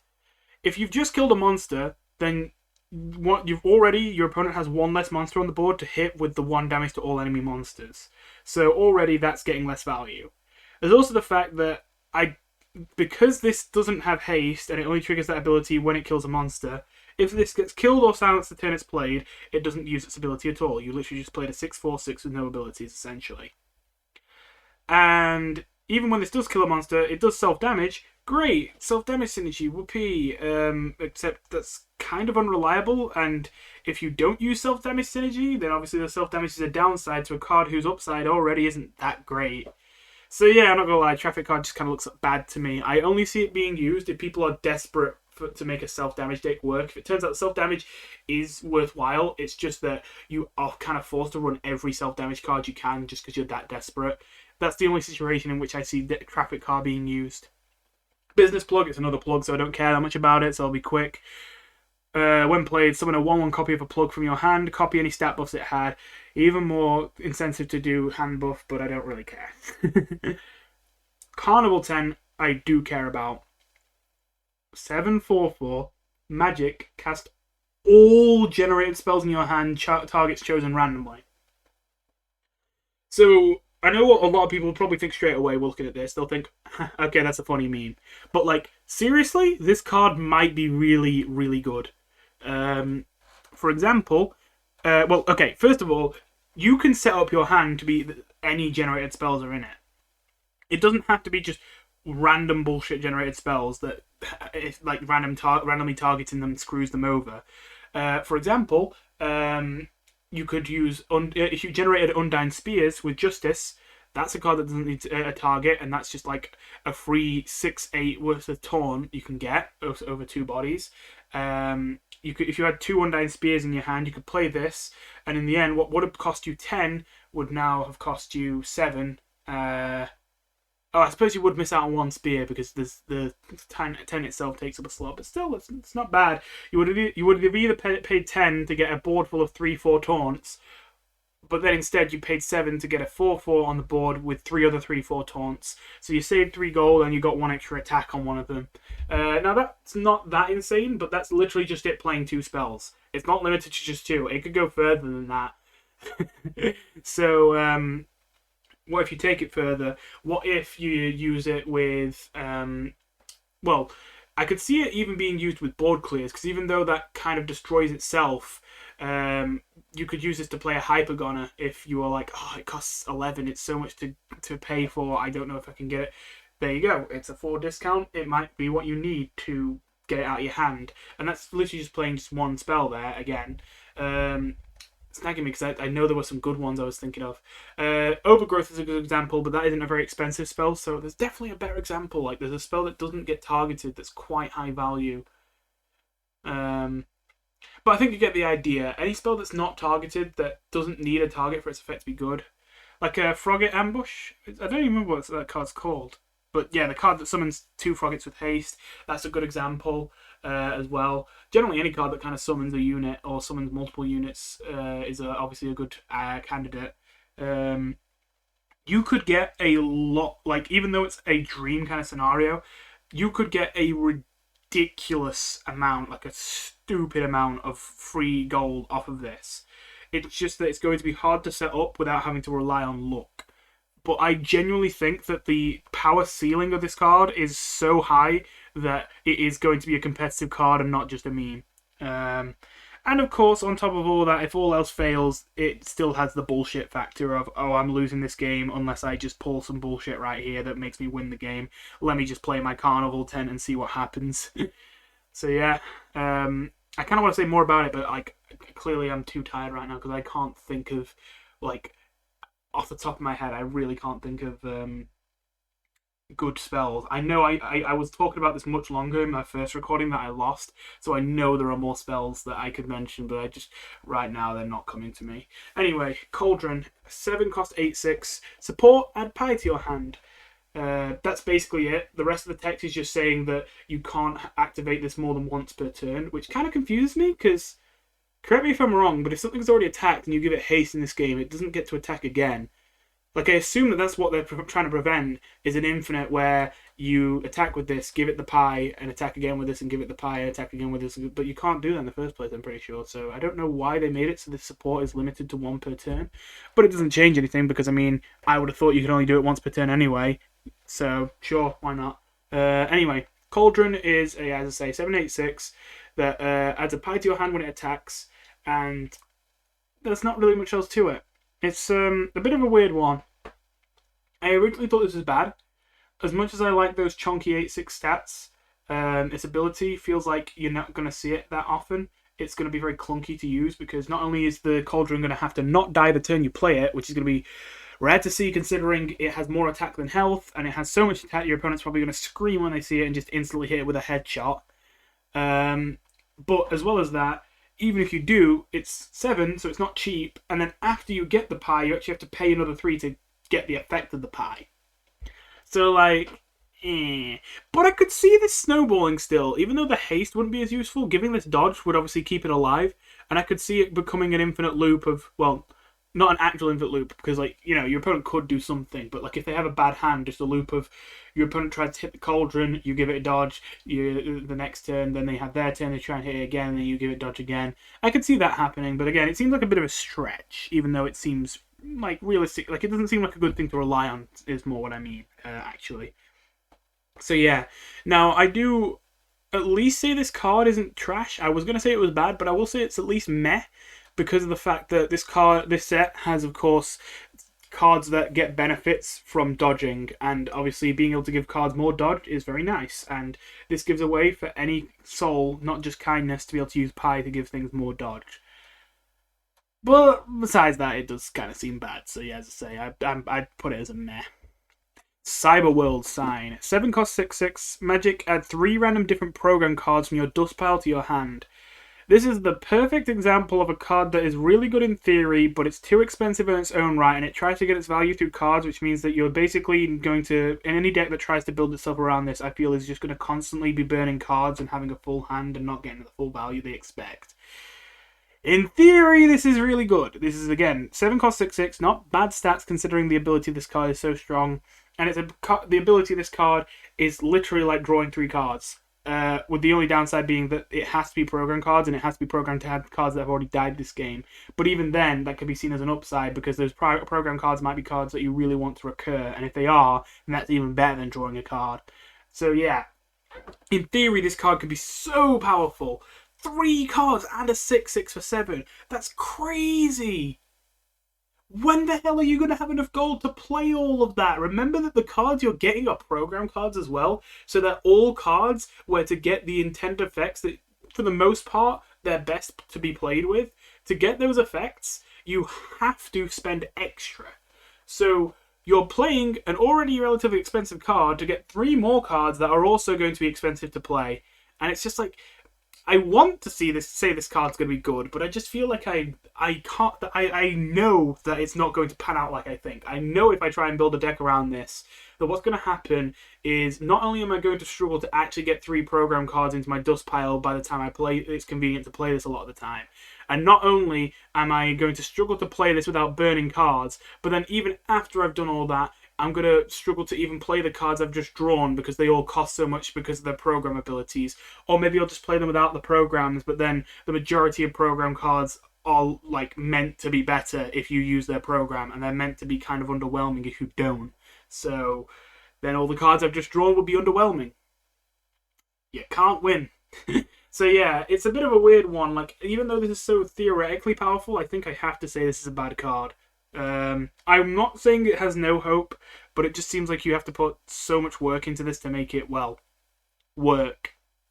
I mean, Library Sign is already a card that's hard enough to build around, but I guess that one kind of gets away with it because the only conditions is just to run a common, an epic, and a rare, and that is obviously really, really easy to do. And also it can obviously be used to be tutored, and that one I think costs 6 instead of 7. So already that one's a card where it's difficult enough to run that, have it actually draw 3 cards, and then not mill yourself by doing that. So this card just seems like a Library Sign with way more steps that's going to be way harder to empty your hand with. Anyway, Spamton, we finally got to him. 7 cost 8/6. Magic, Dust, Shock, Support, and turn end. Shuffle 2 hyperlink blocks into your opponent's deck. So, these are weird. They are 1-cost cards that are obviously tokens, and that you look at a random token card and a random non-token card in your deck and choose one to draw. Just a reminder, it said opponent's deck. These aren't going in your deck, they're going in the opponent's deck. So at first, I was very confused about this, because I'm like, wait, what? This card doesn't even seem bad. Why are we shuffling a million of them into the opponent's deck? Like, I would thought we would be giving them a bad card. Like a card that, when you draw it, like something like Punk Hamster, where when you draw it, something bad happens. But then I realised the idea behind this. Essentially, you're giving your opponent a tax on being able to see their cards. So, this is going to be a slow burn, but it will eventually add up. So, basically, you would think this is weird, because if this was a card you could just put in your deck, it would be actually decent, probably. I mean, 1-cost draw a card and do nothing else, probably be not even a bad card, because but the reason for that is actually not, it's a bit unintuitive, because if you actually think about it, what is the point of running a 1-cost draw a card that doesn't do anything else? Like, actually, what's the point? You're paying 1 to effectively do nothing. You got a card from your deck and you decided, no, I don't want this card, I want another card. And you paid 1 and you got another card from your deck. In the end, you got a card from your deck and you paid 1. So you're essentially just paying a tax for getting a card. So you may be like, wait, but that's weird, because like, shouldn't drawing a card be good and all that? But you know, you've drawn a card to get a card, so like, in the end, you've not really made a card advantage kind of profit, so to speak. So anyway, but then that's kind of unintuitive, because like, a 1-cost draw card would be a decent card.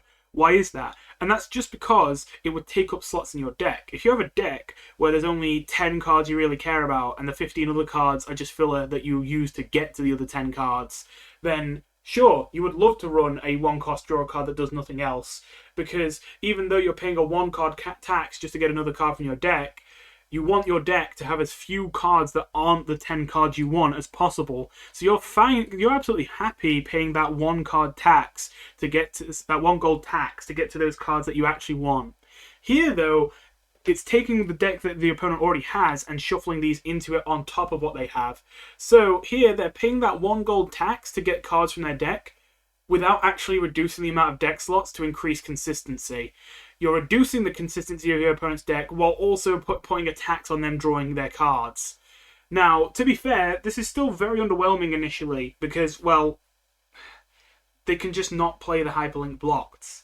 And even when they do play them, because they let you choose between drawing a token and a non-token card in your deck, that means they can just not draw the hyperlink blocks with the hyperlink blocks because they can just pick non-token and they can't draw a hyperlink blocked.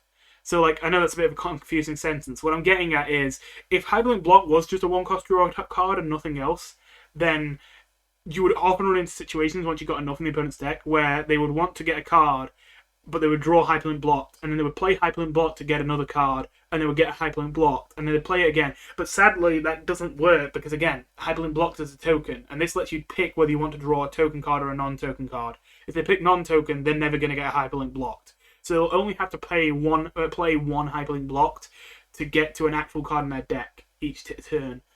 But still, these Hyperlink Blocks will build up. So, this might seem really bad still, but remember, 786, not a bad stat line, and as well as that, this is an ability that triggers off of a million things. It triggers when you play it, it triggers when it dies, it triggers when you play a spell that costs 2 or more, it triggers when anything besides this attacks. I just realised I'm an idiot. For some reason I keep thinking support is when this attacks, not when something else attacks. I am sorry for that. I really hope that... I think I just did that for Cauldron. I hope I didn't do that for other things. Well, anyway. I don't know why I keep getting those mixed up. Anyway, and it's obviously a turn-end ability too. So basically what I'm getting at is worst case scenario. Literally you play Spamton and you don't do anything with him and he dies instantly.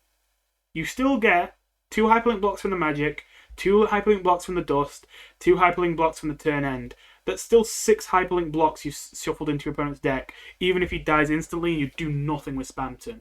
Most likely it's going to be more than that. Most likely you'll play him with at least like 1 spell, so that's 8 Hyperlink Blocks, and there's probably going to be something already on the board you'll attack with, so that's 10 Hyperlink Blocks.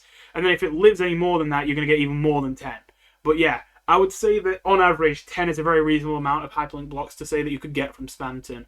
And 10 is obviously quite a lot. That would probably make half of your opponent's decks Hyperlink Blocked. So every time they drew a card, they would have a 50% chance that if they wanted a card from their deck, they would just have to pay that 1 gold tax on it. So, all that being said, is this actually good? I'm going to say this is above average, but not that impressive. This seems easy to slot into decks, because it doesn't really rely on many synergies. And it's going to be helpful to slow down combo decks getting their kills. It's got decent stats, but it just seems a little bit clunky. It doesn't seem like the Hyperlink Blocks really are going to bog down your opponent that much. If it was literally just draw a card, I think it would, because again, they would run into the problem of drawing Hyperlink Blocks with Hyperlink Blocks and just getting a long chain of having to pay 1 to get another card multiple times just to get a single card from their deck. But the fact that they can just say, okay, let me draw a card that isn't Hyperlink Blocked with Hyperlink Blocked, it's like, oh, right. That's not that great. But yeah, as I say, I think it'll still be above average just because you can put it in a lot of decks. It doesn't require much synergy, and it will help disrupt combo decks. And obviously those have been very good. So yeah, Suzy statue. Hey, look, it's pre-nerf Suzy is back, except they took 2 attack off of them. Actually, I can't remember if pre-nerf Suzy was turn end or turn start. I think it was turn end, wasn't it? So anyway, Suzy statue is... I don't know. It's hard to say. So, like, I imagine there's definitely some people looking at it instantly thinking, oh, this is bad. It's a 7/6/8 with no upside. It just got a downside. It just attacks a random enemy every turn. You don't even get to pick what it attacks. No, yeah. Yeah, you're right. But, the thing is that the fact that it attacks random enemies means that it can also go through taunt. And as well as that, a 6/8 is actually a decent stat line for 7 in this game. So it's like, maybe? I mean, Sad Dummy is actually a really good card, even though that's literally just a 7/5/9 with no abilities. But then that kind of makes me think, why would you just not pick Sad Dummy then? Because that's basically the same stat line as this, basically. And you can actually pick where you attack. And that one's not an epic, that's a common if I remember right. So like, I don't know what to think of Suzy statue. I know this sounds like really minor, but if Suzy statue was a 7/8 instead of a 6/8, I think I would be much quicker to say this is good. I'll say this. My initial reaction is this is going to be really good, but I think that was because I was thinking of it as a turn start ability and not a turn end ability, and then I realised it's turn start and not turn end, which means that it doesn't attack instantly. It's not like it has a pseudo charge. The fact that it doesn't have a pseudo charge means that essentially it sometimes gets through taunt, but besides that, it is a worse 7/6/8. Which makes me think I should say it's bad. But I will say, I think in the end this is going to be more meh. Not many decks are going to run this, but some aggro decks with top ends that really get screwed by taunt are probably going to run this just as a Hail Mary. Okay, you have 6 health left. I want you to die now. I can't get through your taunts. I'm just going to drop this and see if it gets through. So yeah. Arcade Machine. Now this is an interesting one. 9 cost 5/5. If your hand has no cards of the same rarity, give every card in your hand -3 cost. So quick recap, what rarities are there? There is base, common, rare, epic, legendary, token, determination. 7. So it is possible to do this with a full hand, although extremely difficult and unlikely. It is possible. And if you do that, that's pretty good. You would get minus a total discount of -21 for a card you paid 9 for, meaning that you would have essentially played a 5/5 for free and then gained 12 gold. That is crazy good. But as I said, that's really out there. You would have to get the perfect hand of... Oh wait, I just realised it wouldn't be 7 cards because... Sorry, no, I've already messed up because it wouldn't be 7 cards because you would have to play this card from your hand, so you'd only have 6.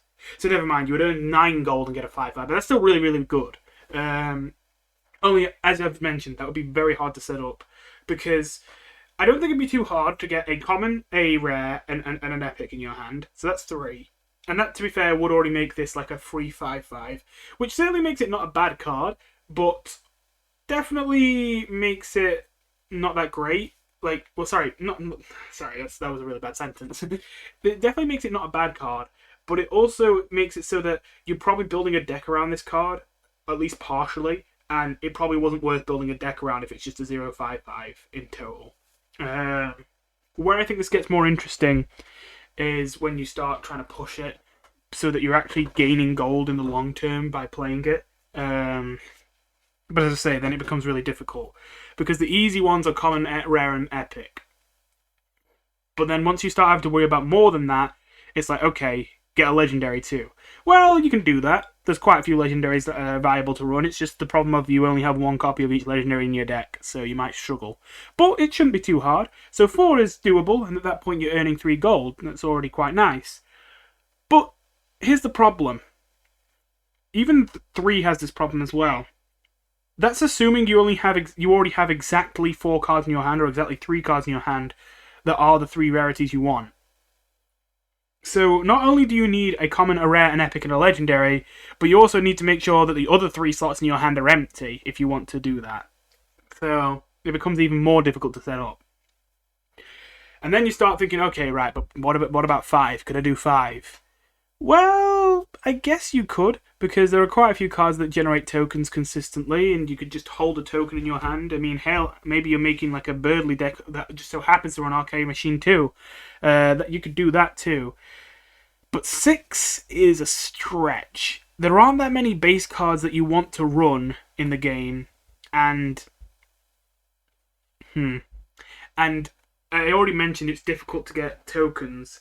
You could try it with determination cards instead, but then you only have 1 of those in your deck, at least in ranked, which is what I'm obviously talking about.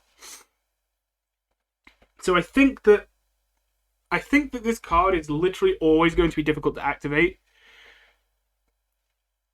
And I think it's not worth it unless you get 4 or more.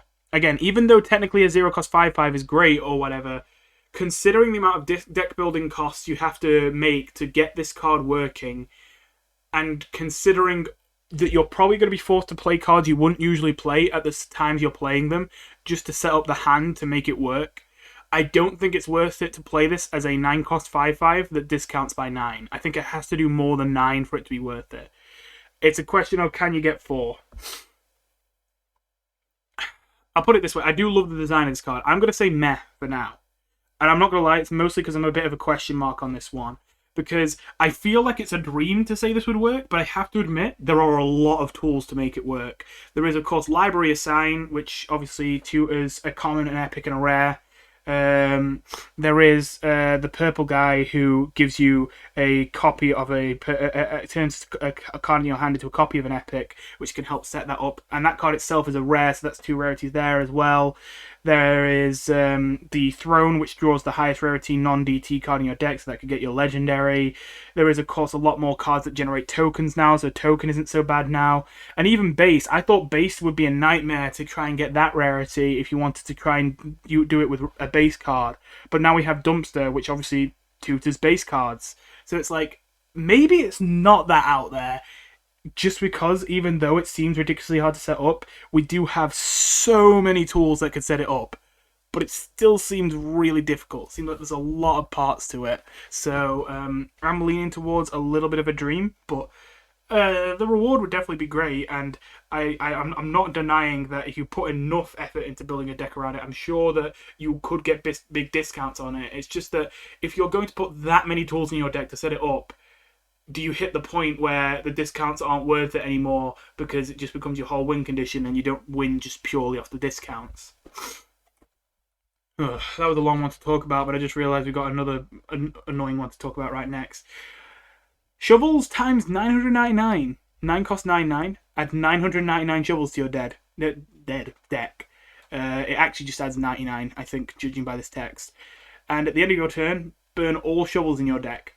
So, shovels are a 3 cost 4/4 with haste and loop 1, and when you play them, if you have a shovel in your hand that has already used its loop, as in it won't give you another copy when you play it, you can pay 4 extra to, instead of being able to play it, burn it to give the shovel that you've just played to +4/+4. So basically, you could either play this as 2 3 cost 4/4 hastes, that obviously that's a 6/8/8 in total, or you can play it as 1 3 cost 7 cost 8/8 haste that's actually in the same body instead of split across 2 bodies. Obviously, this is supposed to be an above average card, but I don't actually think it's that great. I mean, yes, it's above average, but I don't think it's a massive reward. And I say that because clearly the idea here is that you want to draw as many cards as you can in the turn in which you have all these shovels in your deck to get loads of shovels because you want shovels because shovels are good. And don't get me wrong, again, I'm saying shovels that are above average. I recognize they have better stats than they should for 3, they have haste, and they have an ability that can make them stronger. But just, I don't know, this feels like the kind of card that you don't need multiple copies of. Like, you have one of these, you're fine. To be fair, maybe I'm looking at the card wrong. Maybe even though you have the choice to get loads of shovels, you're not intended to use it that way. Because to be fair, this one thing that prevents me from calling this card bad, like I kind of am tempted to, is the fact that it is a 9 cost 9/9. It's already got good stats for its cost for something that also has a beneficial ability on top of that. So maybe really, it's just as long as you get 1 shovel off of this plus the 999, maybe that is worth it. But I kind of don't like the idea of trying to get as many shovels as you can off of this, even though that seems like the logical thing to do. I don't think it will actually be a great strategy in the long term. Maybe it will be, because I just realized that 8/8 is pretty big, and each one of these is essentially the potential to be a 7/8/8 haste. Okay, never mind. Maybe I'm starting to come around to it, just because the idea of having lots of big targets that kind of your opponent is kind of forced to use hard removal on, it might work out. I don't know, actually, yeah, you know what? I will change. I haven't changed. I don't like changing my mind mid-recording, but I do think I've changed my mind on this a little bit. I think I would bump this up to like an above average. Anyway, Queen, the last legendary that we're going to see so far.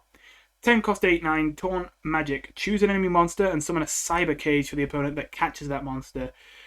When if the Cyber Cage is a 1 cost 5/1, and when it dies, if it's the enemy turn, it releases the caught monster. Oh, wait. I've just realised I've misunderstood this card, haven't I? Oh, no. Damn, I read this card over like 4 or 5 times. I'm so surprised I literally just noticed this now. So, okay, what I was going to say is the way this works is the Cyber Cage, you have to kill it on your turn so that when it dies, it doesn't release the thing that you caught. Otherwise, obviously, the opponent will just attack it in when it comes to their turn, and it will come out of the cage. Sorry, yeah. But then, that's because I was reading this as the enemy turn being, the enemy, but from your perspective. But because this cage is summoned on the enemy side of the board, the enemy turn would actually mean our turn. So it's the opposite of what I thought. you actually can't attack into this case to kill it during your turn. Ah, okay, that changes things. So I was about to say that this card is amazing. Even though it's pretty basic, I was going to say this just looks like a very reliable way in neutral to be able to essentially do hard removal, because we don't really have any unconditional kills except Jevils, which has a random targeting thing to it. We don't have any unconditional way to kill things in neutral. Um, and this essentially is an unconditional kill, kind of. You do need the 1 damage ping to finish off the cage, but that's not too difficult. So yeah, I thought the idea would be you would play Queen in a whole bunch of decks that are late game, or not even that late game. Some mid-range decks I imagine could sneak this in, and you basically just drop the cage and then kill it. But now that I know, I've realized that it's the other way around. I've realized that you can't kill the cage. That'll just give them the monster back, unless you were going to silence it. But then that sounds like you're spending too many resources just for the sake of. I see why the Queen has Taunt now, because that is the one. The upside is that the fact that the Queen has Taunt means they have to kill Queen for Cyber Cage to be able to be like a threat. Okay, reevaluating this. Is it still good? I think it's I know I keep saying this for the legendaries. I think it's above average, but I don't think it's much more than that. Now that I've looked at it like that, the fact that Queen itself does make it so the Cyber Cage can't attack without killing itself, and obviously if it kills itself on the enemy's turn, then they don't get the unit back out of it. The fact that that's the case means that I think I would say it's better than average, just because otherwise, if Queen don't have Taunt, obviously it would just instantly attack face and ignore all your monsters. But the thing is, I think that Queen will likely be killed pretty quickly, considering how big she is. So still effectively going to be pretty similar. In fact, no, I'll say she's good. Not crazy good, but I'll say she's good just because that is a big unit, a big taunt. Probably keeps you alive for a bit. But yeah, it's not as strong as I thought it was when I first looked at it. I'm kind of annoyed that I've read this card so many times over, and I've only just noticed now that doesn't do what I do. It doesn't do what I think it does. Right, well anyway. Wire. 10 cost 5/6. Haste, magic, turn all ally plugs into wires that catch the originals and gain their stat buffs. So this was, when I first thought plugs might actually be good, this was the card that I thought might carry it. But the more I looked at it, I was like, actually, will it?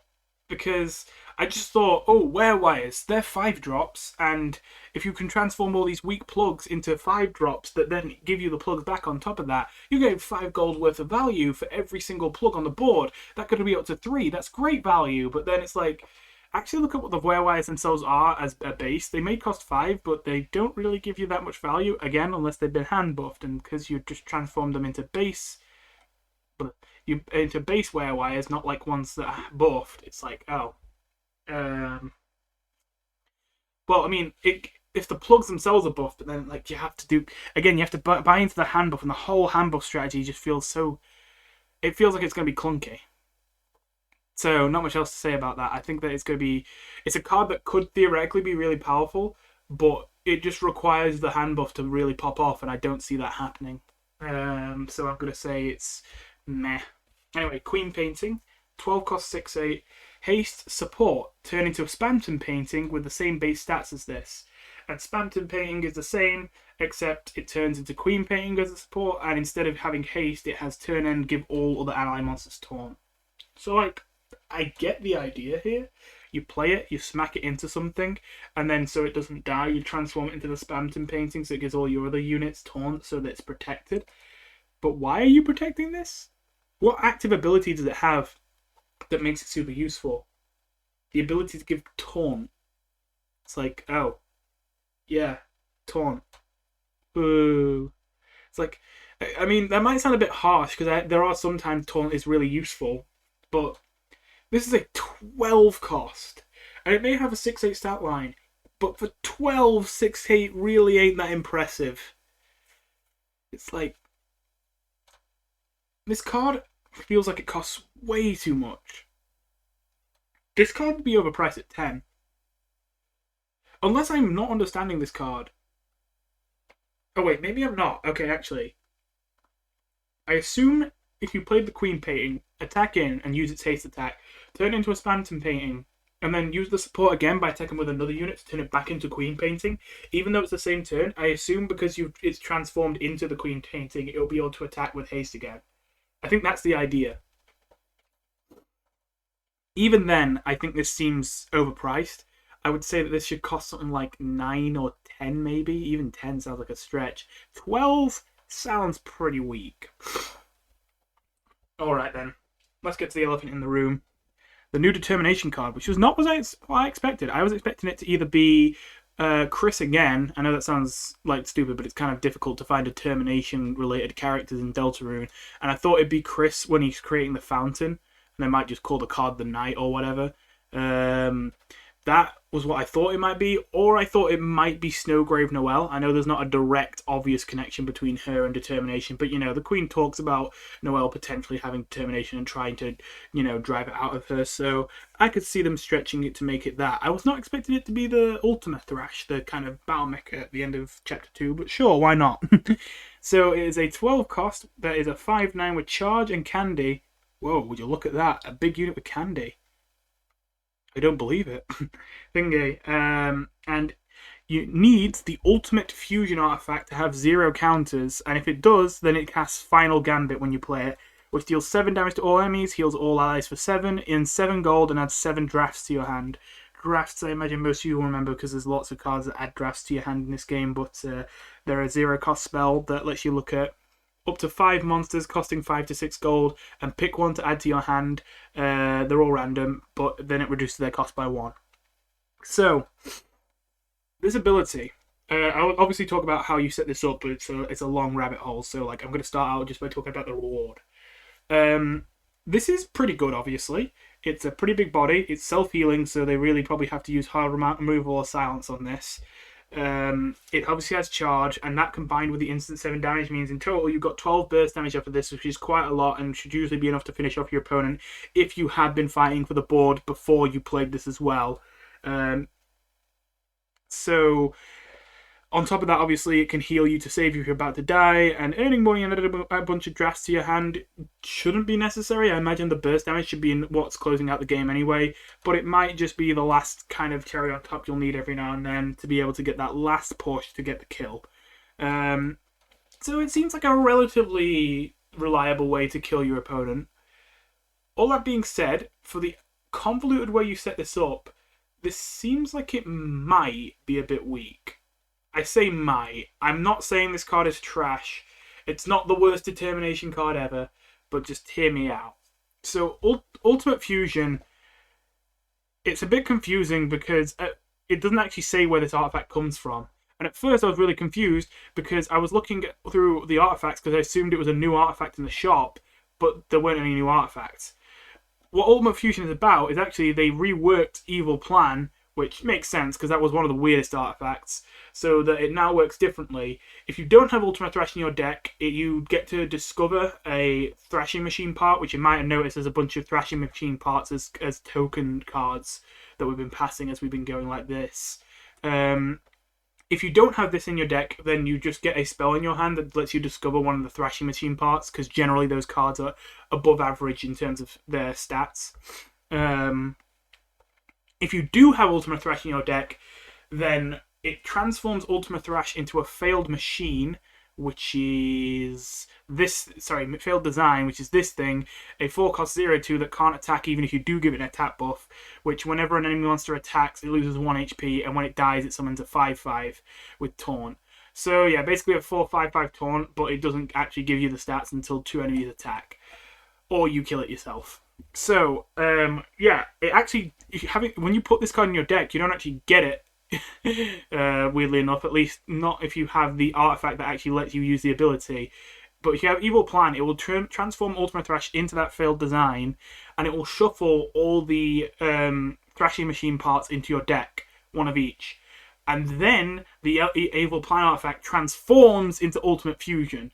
So, yeah, and every single time you summon a Thrashing part for the first time, you reduce the counter by 1. And if the artifacts counter hits 0, it disables it and it adds Ultima Thrash back to your deck, because I mentioned that the one you put in your deck initially gets transformed into a failed design. This is what I mean when I say it's really convoluted. So, bottom line, you are forced to run Evil Plan, so you can't run a legendary artifact because that's a common artifact, but you get to use one other common artifact besides Evil Plan. You're forced to use one of your artifact slots to use this card, otherwise it's just literally a 12/5/9 charge candy with nothing else that you can do. And then once you do that, you will get 7 cards in your deck that are technically just about above average. That once you find all 7 cards and play all 7 of them, it shuffles Ultima Thrash into your deck, and then you have to find Ultima Thrash in your deck, and then you can play it. So I'm hoping you're starting to see why I think this card is a little bit weak as far as determination cards go. I'm not complaining, because if this card was super strong, it might be really annoying. So I just want to say I'm not complaining about the design of this card. It does look like a fun card. And I mean, I wouldn't call it the worst determination card out there, but just compare it to something like Soulless Chris or Kara. Those cards basically just win you the game when you play them. Like, well, no, okay, I'm being a bit drag there. Soulless Chris, as long as you're not against a deck that's fast enough to kill you, will win you the game, like, on his own. Like, you don't need more cards. Soulless Chris will carry you towards the end. As long as you have cards that kill the soul cages, Soulless Chris, on his own, is your win condition. Kara, on their own, can be your win condition too, for the most part, if you're running a control deck, just because the killing units is so efficient that, like, you can just absolutely dominate the board and win from there. And then you can even look at, like, other things like the Vessel, arguably in the right deck is an instant win, depending on what you're copying.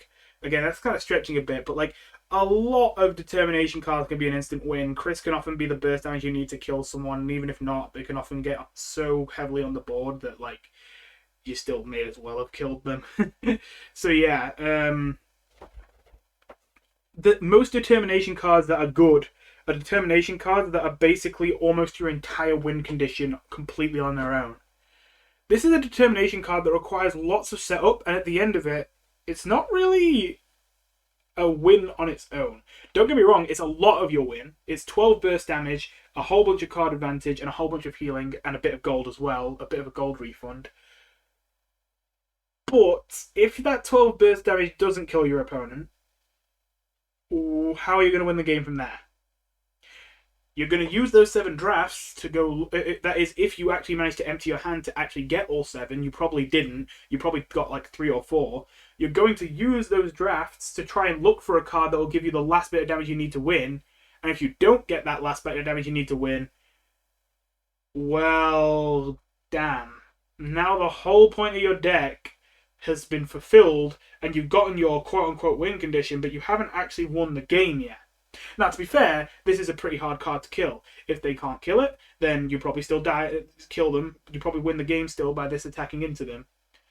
But if they manage to kill it, then what do you do now? Now, of course, if you're running a deck that actually has more cards that could win you the game from there, sure.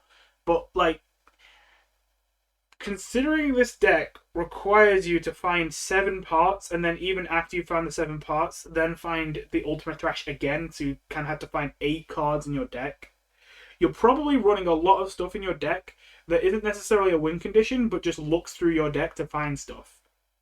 And if that's the case, you probably don't have much room to put big cards to help end the game alongside Ultima Thrash.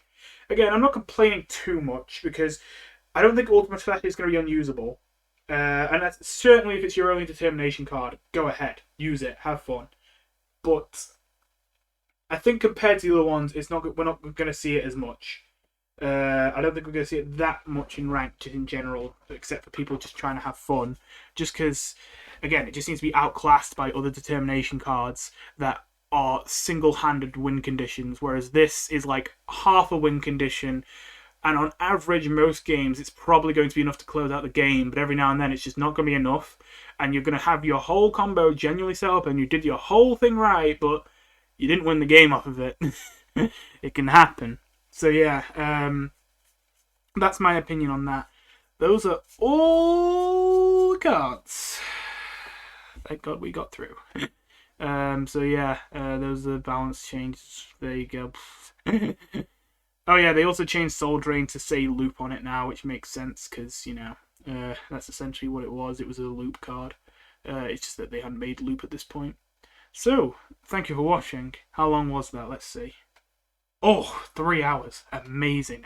Primo content. My god, I actually am surprised that was like I knew I'd been talking for a while, but I thought that that wouldn't be longer than the last one. I thought that this would be just under 2 hours. Well, anyway, if you actually made it this far, thank you for watching, and I'll see you in the next one. Bye.